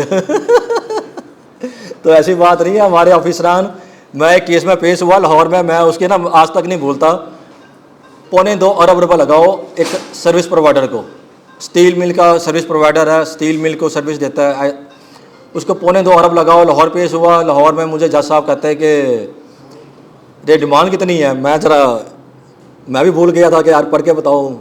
जब मैंने, हमारी आदत है कि लोकल हम जो भी पंजाब के इकाई दहाई सैंकड़ा में हम उसको रिवर्स बैक किया, तो मैंने कहा सर 2.25 अरब के करीब बनती है, ये तो केस मैं अभी नहीं सुनता। मैंने कहा सर स्टे तो दें, मैं ये भी नहीं देता आपको। मैंने सर वजह, केस बड़ा सिंपल था 122(5)(6) का। मैंने कहा सर इसके डोमेन में नहीं आता, 122(5)(6) लगता ही नहीं है मुझे। वो कहता है मुझे सुनना ही नहीं है, मैं पहले महकमे से फाइल मंगवाऊँगा, आप मुल्तान से दोबारा आएँ। दोबारा गया, उसने फिर 10 आइटम मुझे और लिखवा देंगे, ये आइटम आप लाए हैं, डॉक्यूमेंट्स लाए हैं आप। मैंने कहा नहीं सर, आप ये सेल टैक्स के रिटर्न भी लेके आए, आप विद होल्डिंग स्टेटमेंट भी लेके आए, आप सारा रिकॉर्ड लेके आए। मैंने कहा सर ये जो मेरा जवाब है, आपकी मेहरबानी सुनना है तो आपने यही मैंने कह दिया है। 122(5)(6) के केस में मैं ऑडिट करवाने ट्रिब्यूनल में तो नहीं आया हुआ। तो थोड़े से वो नाराज़ हो गए। मैंने फिर उनको कहा, मैंने कहा सर हमारे, कहते रकम बहुत बड़ी है, मैं इसको ऐसे नहीं सुन सकता, मेरा तो दूसरा तीसरा केस होगा इतनी बड़ी रकम का। मैंने कहा सर पता नहीं, हमारे पाकिस्तान में इतने बड़े कारीगर बैठे हैं, 4 सिफरे और लगाते हैं, हम कर्जा भी उतार देते हैं टैक्स पे। रकम बड़ी हो जाने से आपका क्या मतलब है कि वो 2 सफ़े का ऑर्डर, उस पर मुझसे आप 2000 सफ़े मंगवा रहे हैं। तक सही बता रहा हूँ कि 2 से 3 सफ़े का ऑर्डर है जिसमें 2 अरब रुपये लगा हुआ है। मैंने कहा सर 4 सिफरे और डालेगा तो मैं कर्जा भी निकाल, आपका कोई कारीगर है इतना बड़ा, मैं पाकिस्तान का कर्जा भी मेरा टैक्स पे उतार देगा, 4 सिफरे लगा दे। आप सुने मुझे, सुन क्यों नहीं रहे?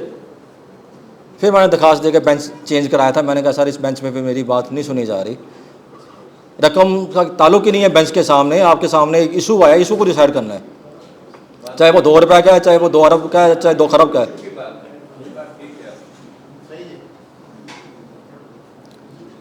यदि फिर फ्रेंचाइज़ वाले जो सर्कुलर्स हैं मैं आपको सबको दे भी दूंगा। अरे फ्रेंचाइजी पे कब लगेगा और कैसे उसने उसका तरीक़ेकार क्या होगा, विदहोल्डिंग कैसे करनी है और पेमेंट का मोड क्या होगा।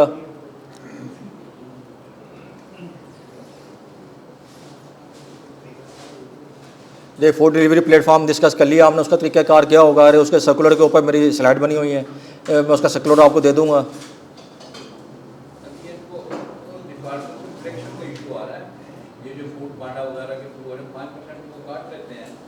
लेकिन बाकी जो टैक्स है वो फिर जो है ना उनसे रिकवर नहीं हो पा रहा डिपार्टमेंट को।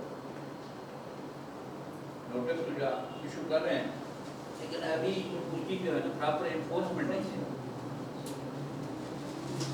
ये जो हमने आखिरी से सर्कुलर देखा है 2 तारीख वाला, 2 जुलाई को, जिसमें जो क्लब्स हैं इनकी सिर्फ 50% विद होल्डिंग करेगा बैंक, बाकियों की सब कैटेगरीज की जो 13 कैटेगरीज रिमेनिंग है इनकी 8% का 100% टैक्स जमा कराएगा। और ये फिर mandatory QR code, Rust ID code, ये हमने डिस्कस कर लिया है। इसका तरीक़ेकार क्या होगा रे मैंने स्लाइड्स में अगर आप मैं प्रोवाइड कर दूंगा, आप देख लें।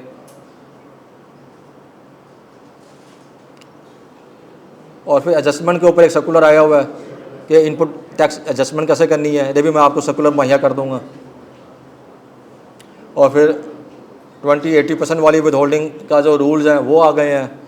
और उसमें सबसे अहम बात रही है कि जी कि जो विद होल्डिंग एजेंट है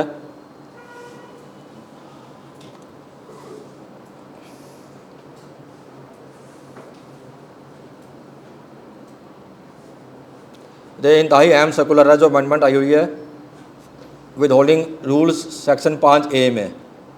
इसमें with holding case of companies etcetera, पहले जो कंपनीज हुआ करती थी इनकी विद होल्डिंग नहीं हुआ करती थी। ऐसी कंपनी जो सर्विस प्रोवाइडर हैं और एक्टिव लिस्ट में है तो उनकी विद होल्डिंग पहले नहीं हुआ करती थी। 10 जुलाई 2025 को इनकी भी विद होल्डिंग की रेशो मुहैया कर दी है कि जो telecommunication, banking and insurance company जो होगी on receipt of taxable services other than advertisement services from service provider company being the active taxpayer shall withhold 80% of the amount of tax। अब company के case में भी इन telecommunication, banking और insurance company ने 80% withholding करनी है। और जो बाकी कंपनीज हैं अदर देन अबाव जो अभी डिस्कस हुई हैं, उन्होंने जब किसी कंपनी से अगर वो सर्विस ले रहे हैं जो सर्विस प्रोवाइडर है तो उसका फिर 20% उन्होंने उसकी भी विद होल्डिंग करनी है। तो ये चीज़ों को भी हमने अपने माइंड में रखना है कि आपने अपने क्लाइंट्स को एडुकेट करना है कि जी कि अब किसी कंपनी से भी अगर आप डील कर रहे हैं जो सर्विस प्रोवाइडर है तो उससे भी अब आपने जुलाई 2025 से उन्होंने महकमे ने पाबंद कर दिया कि विद होल्डिंग आपने अभी भी करनी है। तो सर अभी भी जो टेलीकम्युनिकेशन के जो सेक्टर्स हैं वो पिछली वाली जो एक्सक्लूजन है ना उसी को कंसिडर कर रहे हैं। वो आप उनका नुकसान जा रहा है ना, वो तो महकमा विद होल्डिंग उनसे कर सकता है। वो कहते हैं हमारी विद होल्डिंग ना करें, हमें भी तो एक्सक्लूजन हासिल करना कि ये अमेंडमेंट नहीं, उन्होंने विद होल्डिंग करनी है, टेलीकम्युनिकेशन कंपनी ने विद होल्डिंग एजेंट के तौर पे। 80% करें, कोई सब को करेगा। वो देखे ना उसमें जिसकी बिहार पे डिडक्ट हुआ है, बाकी वो कराएगा। 20% सर्विस दे रहा है वो करेगा। सर्विस ले रहा है, पेमेंट उसने करनी है ना, जिसने पेमेंट करनी है टैक्स तो उसी ने भी करना है। ये देखिए, ये कंपनियां जो है telecommunication, banking, insurance company service ले रही हैं, जी तो एज ए सर्विस रिसिपेंट इन्होंने विद होल्डिंग करनी है। जी सर। वैसे भी विद होल्डिंग का कंसेप्ट ही इनकी विद होल्डिंग भी आप, अगर आप विद होल्डिंग एजेंट है फिर तो आपने इनकी भी करनी है एज ए 20%। जी सर वही कहा 20%। ये हर आगे बीइंग है विद होल्डिंग एजेंट, आपने आप फाल करते हैं बी में, आप बी में फाल करते हैं और इसमें कई भी इनको सेक्शन हासिल नहीं है कि इनकी विद होल्डिंग नहीं होनी। वो अभी भी उसी एक्सक्लूजन नहीं, अब इसने तो क्लियर कर दिया है। जी इस पर क्लैरिफिकेशन आई है उनकी वो कमिश्नर में क्लैरिफिकेशन में इस केस में क्लैरिफिकेशन क्या दी है कि जो इंश्योरेंस कंपनी होगी उनकी विद होल्डिंग नहीं करनी। कोरियर उसका लिखा हुआ कि नहीं होगी। चले वो फिर उसको भी देख लेता हूँ। जी सर ये अगर कोई क्लैरिफिकेशन आ गई है तो हो सकता है कि रूल के अंदर लिखा हो, ये बात के रूल में लिखी हुई ये क्लैरिफिकेशन है सर। क्लैरिफिकेशन आई है। क्लैरिफिकेशन आई हुई है कि जी के उसकी वजह ये है कि वो एक्सक्लूजन अपनी जगह कायम है। एक्सक्लूजन में अमेंडमेंट, एक्सक्लूजन में इंश्योरेंस। सर जी, जब वो एक्सक्लूजन के बाद ओवरऑल अगर कोई सर्कुलर आ जाए तो फिर वो ओवरराइड हो जाता है। हाँ जी ओवरराइड हो गया सर इस तरह से। ये ओवरराइड हो गया। अगर इससे पहले कोई सर्कुलर मौजूद था जिसमें एक्सक्लूजन दी गई थी और इसका इधर हवाला नहीं है तो फिर वो ओवरराइड हो गया। नहीं, ये जो हाँ, मासवाई का वो लाभ में रूल में नहीं लिखा हुआ, ये जो सर्कुलर है ना, ये भी रूल्स में अमेंडमेंट कर रहा है ना। आज तो रूल में अमेंड कर रहा है। रूल्स नए और अगर किसी रूल के अंदर विद होल्डिंग रूल में अगर लिखा हुआ कि इंश्योरेंस कंपनी या टेलीकम्युनिकेशन कंपनी अगर को कुछ सर्विस दे रहा है तो उसमें उसने विद होल्डिंग नहीं करनी। जो 2005 हमारे 15 के रूल्स हैं इसमें इन लोगों को एक्सक्लूजन हासिल होगी कि इनकी विद होल्डिंग नहीं होगी तो फिर तो वो अपनी जगह कायम है। लेकिन अगर रूल में आ गया और वो कोई सर्कुलर है और इस तारीख से पहले का है तो फिर वो ये ओवरराइडिंग इफेक्ट होगा। अच्छा, ये जो विदहोल्डिंग होगी ये वो अपनी सेल टैक्स इनवॉइस में डालेगा ना। जी, इनवॉइस में। रिटर्न में डालेगा तो वो फिर जो इनपुट क्लेम वो अपनी सर्विस दिखाएगा, इसी तरह हम अपनी परचेज दिखाएंगे दिखाएगा ना, 2080 ऐसे ठीक है ना। तो वो फिर मेरे पास 100% आ जाएगा हाँ जी, और वो अपनी सप्लाई में से विद होल्डिंग की रकम लिख देगा इतनी। जैसे ही वो अपनी इनवॉइस क्लेम करेगा वो विदहोल्डिंग हाँ, बिल्कुल ऐसे ही होगा। ऑब्लिगेशन में आएगा। जी, ऐसा ही है। ये वाली स्लाइड भी मैं आपको दे दूंगा। और एक रिसेशन के प्रोसेस के ऊपर आया हुआ है जी कि रिसेशन का प्रोसेस कैसे कराना है आपने। ये जब भी जो हमने बात की थी इसकी कि जो ठेके वगैरह लिया करेंगे, नीलामी होगी, पब्लिक कंपनी करे चाहे वो कॉर्पोरेट चाहे वो गवर्नमेंट का सेक्टर करे, तो जब भी वो करेगा तो रजिस्ट्रेशन को इंश्योर करने के लिए वो फॉर्म 3 जो है वो फाइल का लाजमी हिस्सा बनेगा। कोई शख्स भी अगर ठेकेदार है, कोई नीलामी में हिस्सेदार बन रहा है, कोई कॉन्ट्रैक्ट ले रहा है तो वो NOC ले रहा किसी महकमे से तो अपने एप्लीकेशन के साथ अपना फॉर्म 3 वो लाजमी लगाएगा।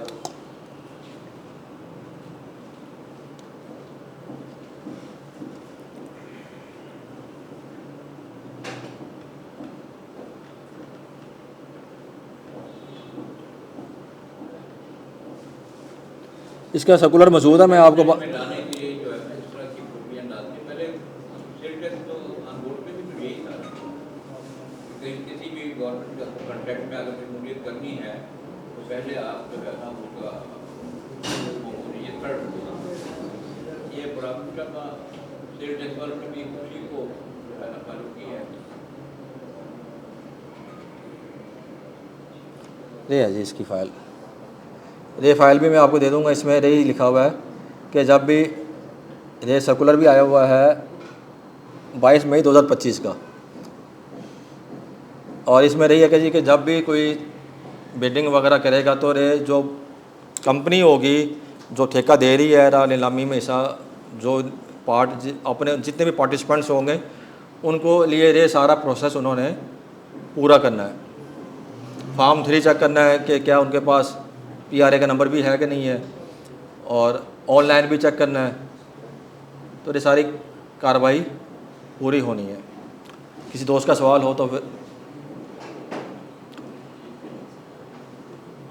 पंजाब रेवेन्यू सर्विस एक्ट के ऊपर किसी दोस्त का सवाल है तो वो पूछ सकता है। उस्मान भाई हैं, अतीक साहब हैं, हामिद साहब हैं, आसम साहब हैं, जमील साहब भी आए हुए हैं, खलील साहब भी आए हुए हैं, तो आकिब साहब भी मौजूद हैं। किसी दोस्त का सवाल है तो साजिद भाई आपका कोई सवाल हो? ये इस अमेंडमेंट से हट के थोड़ा सा ये प्रीवियसली ये जो चैलेंज हुई थी PRA की अथॉरिटी हाई कोर्ट और उसका फैसला भी आया था, वो फिर वो DP में चैलेंज हुआ और फिर DP से वो रिवर्स हो गई।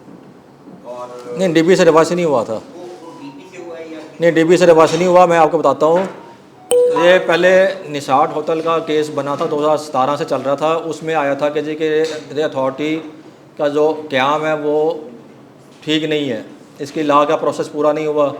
उस पर पंजाब असम्बली ने रेट्रोस्पेक्टिव इफेक्ट देकर कानून साजी करके उसको वैलिड करार दे दिया। उसके बाद सेक्शन 5 है इनका, कोई पंजाब रेवेन्यू एक्ट 2012 का, तो उस एक्ट में चेयरमैन की अथॉरिटी जो अपॉइंटमेंट थी ना वो ज़रा तरीक़ेकार मुख्तलिफ था। उस अपॉइंटमेंट को भी चैलेंज कर दिया गया कि चेयरमैन जो अपॉइंटी हुआ हुआ है वो ठीक नहीं हुआ। उसको फेवर टैक्स पेयर की फेवर में फ़ैसला हो गया। मुल्तान में भी बहुत सारे केस थे, विद होल्डिंग के केसेस थे, वो सारे टाइम बाद उस सेंस में हो गए थे। अब उसके बाद ICA में केस गया तो ICA में उन्होंने कहा जी कि कौमी असम्बली ने पंजाब असम्बली ने वो भी मैटर रिजॉल्व कर दिया है। अब उसकी जो अपॉइंटमेंट का तरीक़ेकार है वो एज़ पर लॉ हमने अमेंडमेंट्स कर लिए लॉ में, तो ICA को उन्होंने कहा जी कि हमारा कबूल कर लिया जाए। मुल्तान में जो हमारे हाई कोर्ट में केस लगा था उसमें जज साहब ने कहा था कि जी कि ये अब आप फ्यूचर में देखें, जो नोटिस पहले आपने दे दिए थे वो इनवैलिड है। हम उस पर कोई रोशनी नहीं देते। हम इन रिट आपके जो ICAs के जो हैं यही फैसला करेंगे, जो रिट पिटिशन पहले डिसाइड हुई हैं वो वैसे ही ये फैसला ICA का भी मेंटेन रहेगा, वो रिट का ऑर्डर डिस्टर्ब नहीं होगा। फिर PRA के वकला ने कहा कि सर ऐसे करें, हमें लिख दें कि हम नए सिरे से प्रोसीडिंग को इनिशिएट कर सकते हैं। उन्होंने कहा जी कि ना आपके ICA का हिस्सा है ना रे आपके रिट का मसला है, तो हम ये बात नहीं लिखेंगे। तो जो केस टाइम बार हो गया तो उस हद तक तो रे मैटर रिजॉल्व हो गए हैं। अब टाइम बार में भी ऐसे है कि सेक्शन 32 है इनका, मैं वो थोड़ा सा डिस्कस करना चाहूँगा। सेक्शन 32 में 2018 में अमेंडमेंट आई थी, 6 साल से 8 साल रिकॉर्ड रखने की बात हुई थी। अब जो 6 साल और 8 साल वाली जो बात हो रही है, ये आज जो हमने डिस्कस किया, हमारा जो पंजाब का जो बिल है वो मेरे ख्याल में 14 जून को पेश हुआ है, 16 को पेश हुआ है, 27 को पंजाब असम्बली ने पास कर दिया है, रकम जुलाई को गवर्नर साहब ने सेंड दे दी है। 2018 में अगर आप देखेंगे सेक्शन 32 किताब निकाल कर, उसमें जब 6 साल को 8 साल किया गया है तो वो 1 नवंबर को असेंट मिली है। जब ऐसे केस जो 30 जून 2018 को टाइम बार हो गए हैं और महकमा क्लेम करता है जी कि हमें 2 साल की एक्सटेंशन मिल गई है, जब एक दफ़ा पास्ट एंड क्लोज ट्रांजैक्शन हो जाएं और जब एसेंट उसको मिल रही है वो नवंबर में जाकर जुलाई, अगस्त, सितंबर, अक्टूबर 4 महीने का गैप आ गया है। 4 महीने का, चाहे वो एक दिन का गैप भी आ जाता, चाहे एक सेकंड का गैप भी आ जाता, 2 जुलाई को अगर एसेंट मिलती तो वो पास्ट एंड क्लोज ट्रांजैक्शन जो 30 जून 2018 को केस हो गए हैं वो पास्ट एंड क्लोज ट्रांजैक्शन है। इसके बाद जो अब केसेस हैं जो टाइम बाद नहीं हुए थे उस वक्त, उनको 2 साल 8 साल हैं।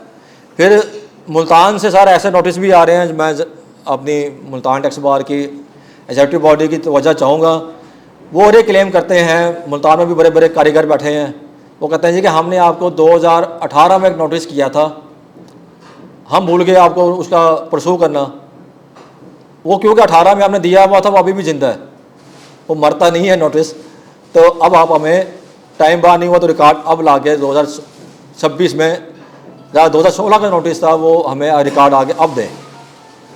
तो सर इस तरह के जो इलीगल नोटिस जारी हो रहे हैं, एक कम्प्रीहेंसिव हम अपने वार्ड मेंबरान से फीडबैक लेकर एक कमिश्नर साहब को लेटर लिखे हैं कि कम से कम जो आपने काम करना है, आप ठीक है आप लोकल इंतजामिया में आते हैं, आपका पुलिस कल्चर है, थाने वाला आप हमें क्रिएट करते हैं जी कि आप समझते हैं जी कि 2018 में जो नोटिस दिया था वो आप टाइम बार कभी भी नहीं होगा, और 2016 का जो रिकॉर्ड है मैं पाबंद हूँ अभी भी आपको ला के देने का। तो मेहरबानी करें ऐसे नोटिस को।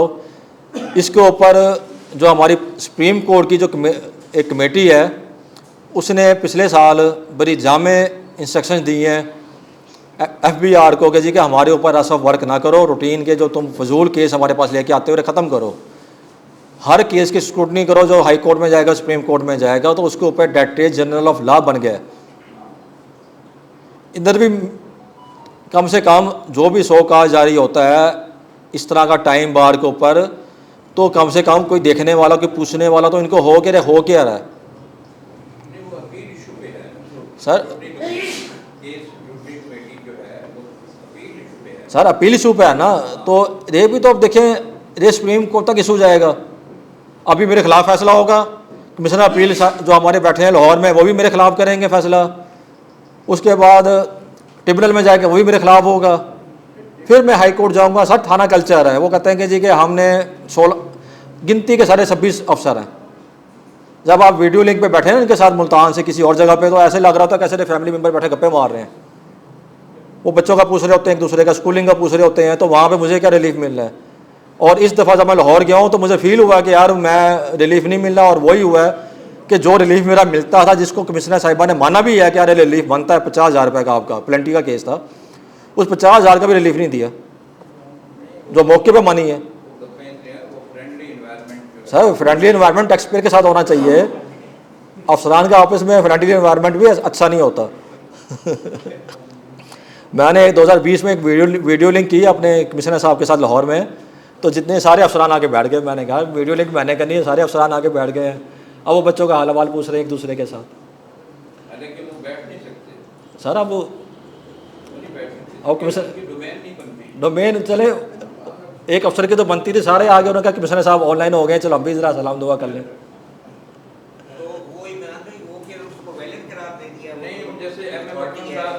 किसको जैसे MM अकरम साहब ने एक केस का हवाला दिया कि उस वक्त जो है एक तीसरे जो है ना जज साहब की उसमें जो ट्रिब्यूनल है उसमें एक तीसरी खातून की आके बैठ गई, तो जब फैसला आया कि 2 पे दस्तखत थे, तो मैंने कहा कि वो तो हेयरिंग तो 3 ने की थी, तो उसमें जो लिहाजा जो है फैसला 2 का आया है, तो ये जो फैसला मैंने चैलेंज कर दिया। अल्टीमेटली जो है वो मामला ऐसे ही लटक गया। ऐसा ही है। और सर वो तो ऐसे उन्होंने अपने वकालत के दौर में किया था ना, अब तो नहीं करेंगे। सर जी किसी और दोस्त का सवाल हो तो वाइंड अप करें इसको।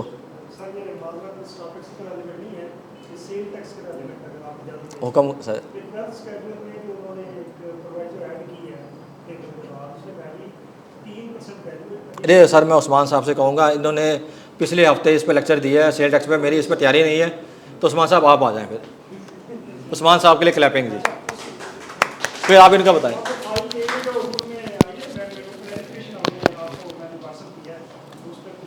चले अभी वो स्क्रीन ओपन नहीं होनी, फिर मैं देख लेता हूँ। चले वो समझ गया हूँ। शुक्रिया सर आपका क्लैरिफिकेशन देने का शुक्रिया, मैं सब ग्रुप में शेयर कर दूँगा।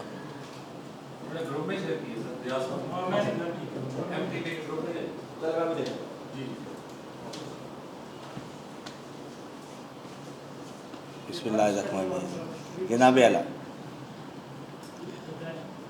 क्या सवाल जी?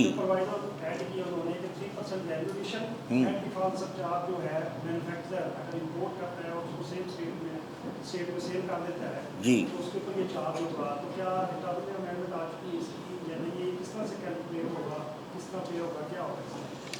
देखें, लॉ तो बन गया ना, तो उसमें तो जाहिर है कि उसने पेमेंट तो करनी है ना।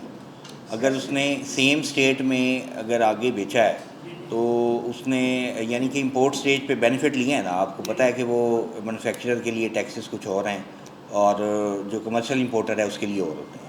तो अब वो 3% जो एड वैलोरम है प्लस डिफ़ॉल्ट सरचार्ज, तो वो तो जैसे बिल में था वो वैसे ही एक्ट में रिटेन हुआ हुआ है, ठीक है ना। तो ये आपको उस वक्त तो शायद अमेंडमेंट, ये जो आपकी रिटर्न है सेल टैक्स की, उसमें तो शायद इसकी अमेंडमेंट नहीं है, लेकिन जब ऑडिट होंगे तो उसमें ये लीगल प्रोविजन अप्लाई होगी। या शो कॉज नोटिस अगर होते हैं 11 में, सेक्शन 11 ई है गालबन शॉर्ट पेमेंट ऑफ टैक्सेस में, उसमें जब ये नोटिस वो कर सकता है और आपको ये जो है ना वो शो कॉज करके और ये इसकी कंप्लायंस में जो है ना वो ला सकता है, ठीक है ना। लेकिन अगर अभी से ही बंदा अगर कोई डिफॉल्ट सॉल्व बनता है या पेनल्टी बनती है, तो इनकम पे कराता है जी जो भी मैन्युफैक्चरर है, जी उसकी कोई जरूरी है ना, आगे तो बात की बात है। जी अगर वो भी पेंशन में अगर अभी देने जा रहा है तो जी। क्या है? तो उसके लिए देखें, ये रिटर्न में तो अभी कोई ऐसा नहीं है सेट मैकेनिज़्म के लाजमी, क्योंकि रिटर्न में तो उसको तो नहीं, सॉफ्टवेयर को तो नहीं पता ना कि आपने ये इंपोर्ट किया है तो आपने सेम स्टेट में बेच दिया या अपनी मैन्युफैक्चरिंग में लगाया है। तो इसलिए रिटर्न में इस तरह की अमेंडमेंट नहीं होगी, मेरा नहीं ख्याल। तो ये वो शो कॉज के ज़रिए से होगा या फिर सेक्शन 25 का जो ऑडिट है जब खुलेगा उसमें होगा। तो ये जो है ना ये उसमें आइडेंटिफाई होंगी ये चीज़ें, ठीक है ना जी। और कोई सेल टैक्स के हवाले से कोई किसी किस्म का जी, थैंक यू। जी रियाज अहमद भट्टी साहब के मशकूर हैं, इन्होंने क्लैरिफिकेशन दी है और उसमें सेक्शन 5A को इंश्योरेंस कंपनी की हद तक आदम जी इंश्योरेंस के लिखने पर, क्योंकि हमारे वाली बात ठीक थी कि जी कि वो ओवर राइडिंग इफेक्ट हो गया, तो अब बोर्ड ने उसको जो इनका पंजाब रेवेन्यू है इंश्योरेंस की हद तक उन्होंने उसको क्लेम किया जी कि उसको अजम्पशन मौजूद है। अगर इसको मौजूद है तो फिर बाकी अगर उसके साथ 2-3 और भी कैटेगरीज होंगी तो वो भी क्लैरिफिकेशन अगर आ जाएंगी या वो भी अगर मांगेंगे तो उनको भी अजम्पशन अवेलेबल होगी। अल्टीमेटली सब पे है अगर एक अगर वो जिस कैटेगरीज पर अजम्पशन पहले ऑलरेडी सर्कुलर मौजूद था तो वो फिर सब पे ही प्रिवेल करेगा। उन्होंने लिख दिया जी कि इसका इफेक्ट उस पर जो अब हमने 10 जुलाई 25 को जो हमने दिया है विद होल्डिंग वाला 20% और 80% वाला, वो अप्लाई नहीं होगा इंश्योरेंस पे ख़ास तौर पे। जी आसिम भाई।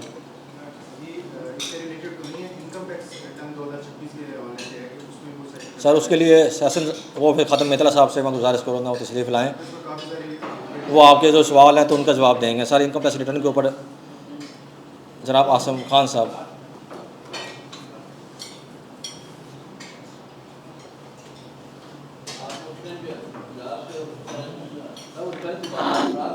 हाँ, इनकम टैक्स रिटर्न के हवाले से गुजारिश ये है कि हम अगस्त के पहले या दूसरे वीक में एक सेमिनार करेंगे, इस पे पूरी वर्कशॉप वो करेंगे।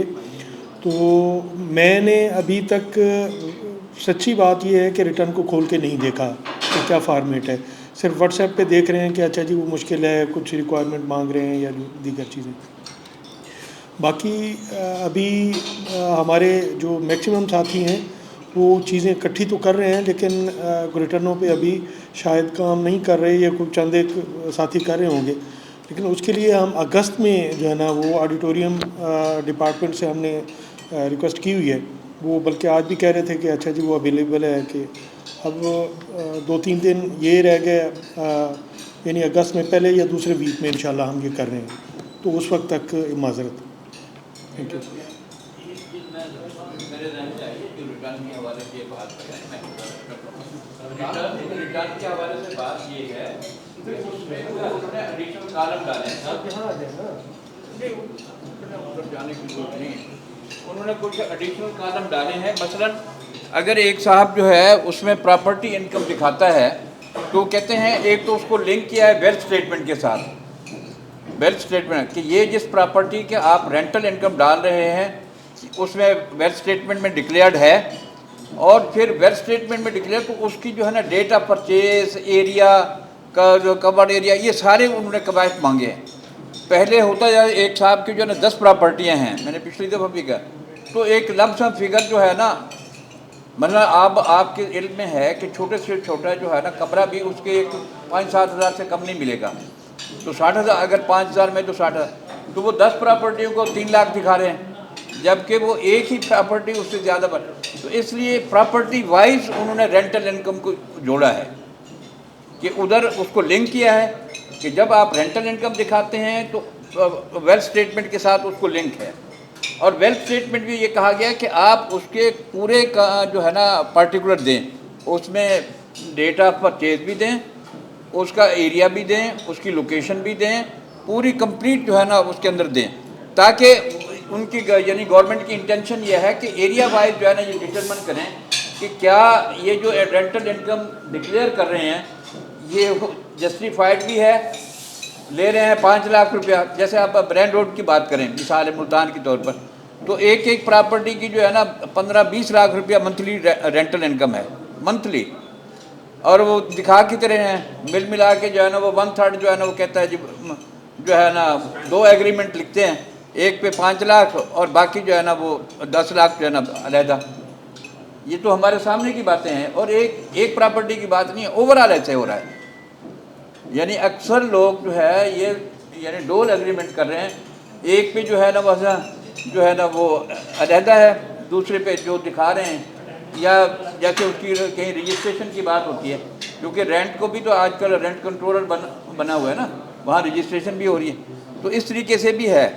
तो वहाँ पर यह हमारी जो फेडरल के इनकम टैक्स रिटर्न है इसमें यही मेजर चेंज उन्होंने की है कि जब रेंटल इनकम दिखाएंगे तो लिंक उन्होंने किया है उसको वेल्थ स्टेटमेंट के साथ, और वेल्थ स्टेटमेंट भी ये कहा गया कि उसको उसमें जो है ना वो कॉलम ऐड किए हैं कि ये प्रॉपर्टी आपकी कहाँ है, कब परचेज हुई, ये इसका एरिया कितना है, कवर्ड एरिया कितना है, इस तरह की जो है ना कवायद जो है ना उन्होंने मांगे हैं।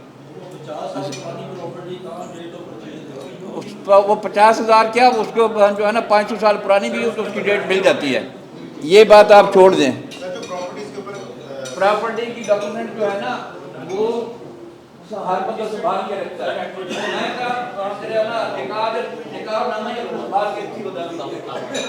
तो यार वो इन बड़ी प्रॉपर्टी पे थी कि जो सब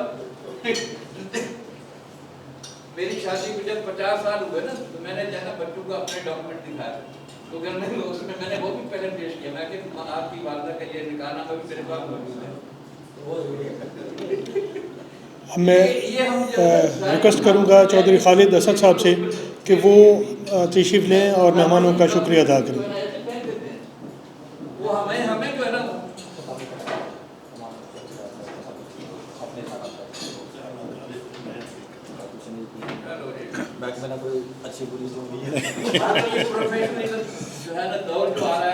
बिस्मिल्लाहिर्रहमानिर्रहीम। माशाल्लाह ये हमारे जनरल सेक्रेटरी साहब, चलो वो सबऑर्डिनेट है यूनुस गाजी साहब का, इमरान बैठा आ जाता है, कोई गाजी साहब तशरीफ़ नहीं लाते। दिन ब दिन माशाल्लाह हमारे मेंबर्स जो हैं वो काफ़ी मतलब शायक हैं। जुमेरात का जो आपका ये सेशन है, पहले बिल्कुल ही लोग जैसे या पता नहीं है, ये बताते नहीं थे, ये कुछ है, तो मैंने इन्हें एक तजवीज़ ज़रूर दी है। वो स्टार साहब बैठे थे उस वक़्त भी कि बहुत सारे लोग जो है ना यंगस्टर तो बिल्कुल वो व्हाट्सएप पर उसके साथ बहुत ज़्यादा एफिलिएटेड है, उनकी है, बहुत सारे लोग हैं उनको आप व्हाट्सएप पे डाल के ना नहीं बुला सकते। स्पेशली ज़रा एक जगह तकलीफ़ कर लिया करें। स्पेशली मैं जनरल सेक्रेटरी साहब से मेरी रिक्वेस्ट होगी ये कि ऐसी है ना, आप अकेला अपना बर्डन अपने ऊपर ना लें। आपके 4-6 मेंबर तो होंगे, 10 बंदों को टेलीफोन करें, 50 बंदा आता है, और वो जब जनरल सेक्रेटरी टेलीफोन करता है या बंदा टेलीफोन करता है 80% मसरूफियत छोड़ के वो बंदा पहुँचता है कि नहीं यार मुझे इन्होंने बताया है। तो इंशाल्लाह अगर ये थोड़ा सा हमारी बात हुई थी उस वक़्त, और स्टार साहब ने भी कहा था कि ये हम इंशाल्लाह हम आगे करेंगे, ये हो जाएगा। हाँ जी, तो मैंने भी अभी तक मैं देखें एक थोड़ी सी डेफिशिएंसी है मेरे हिसाब में। अब सब बार के लोग माशाल्लाह इकट्ठे हैं, लेकिन फिर भी कुछ लाइनें बनी हुई हैं। मैं देख रहा हूँ कि बहुत सारे दोस्त हैं हमारे साथ हैं, शायद उनके पास टाइम भी हो नहीं। ट्राई माई बेस्ट के नेक्स्ट अच्छा, मुझे भी नहीं पता, मैंने भी बताया कि मुझे भी बताना पड़ता है टेलीफोन पे कि भाई साहब आज है, मुझे रमज़ान ने टेलीफोन किया तो मैंने उनसे कहा था मुझे करना, जब आ जाए मैं आऊँगा। तो इंशाल्लाह मैं भी कोशिश करूँगा कि इसमें सब लोग आएँ, जितने ज़्यादा लोग आएंगे उतनी अच्छी तजावीज़ आएंगी, उतना अच्छा ही लिटरेचर आएगा, उतना अच्छा इंशाल्लाह मवाद आएगा और बेनिफिशरी ज़्यादा मेंबर्स ने होना है। बाकी बार और बेंच का जो मामला है वो एक आपके बाहर का ही सेटअप है, आपके नॉलेज में ही होगा कि आपको माशाल्लाह आपके एग्जेक्टिव बॉडी बाकी दोस्तों ने एक छोटा सा किया, तो आपको नीचे बार रूम के साथ वाला कमरा भी, वो आप सबको मुबारक हो जी, वो भी एक शानदार मतलब अचीवमेंट है आप लोगों की, वो मिल रहा है अल्लाह ताला। और मैंने जैसे हम इंशाल्लाह चल रहे हैं, कुछ वक्त तो थोड़ा सा होगा, लेकिन होपफुली इंशाल्लाह जैसे बार थी उससे बहुत अच्छे अंदाज में इंशाल्लाह सामने आएगी। Thank you very much. अस्सलाम वालेकुम।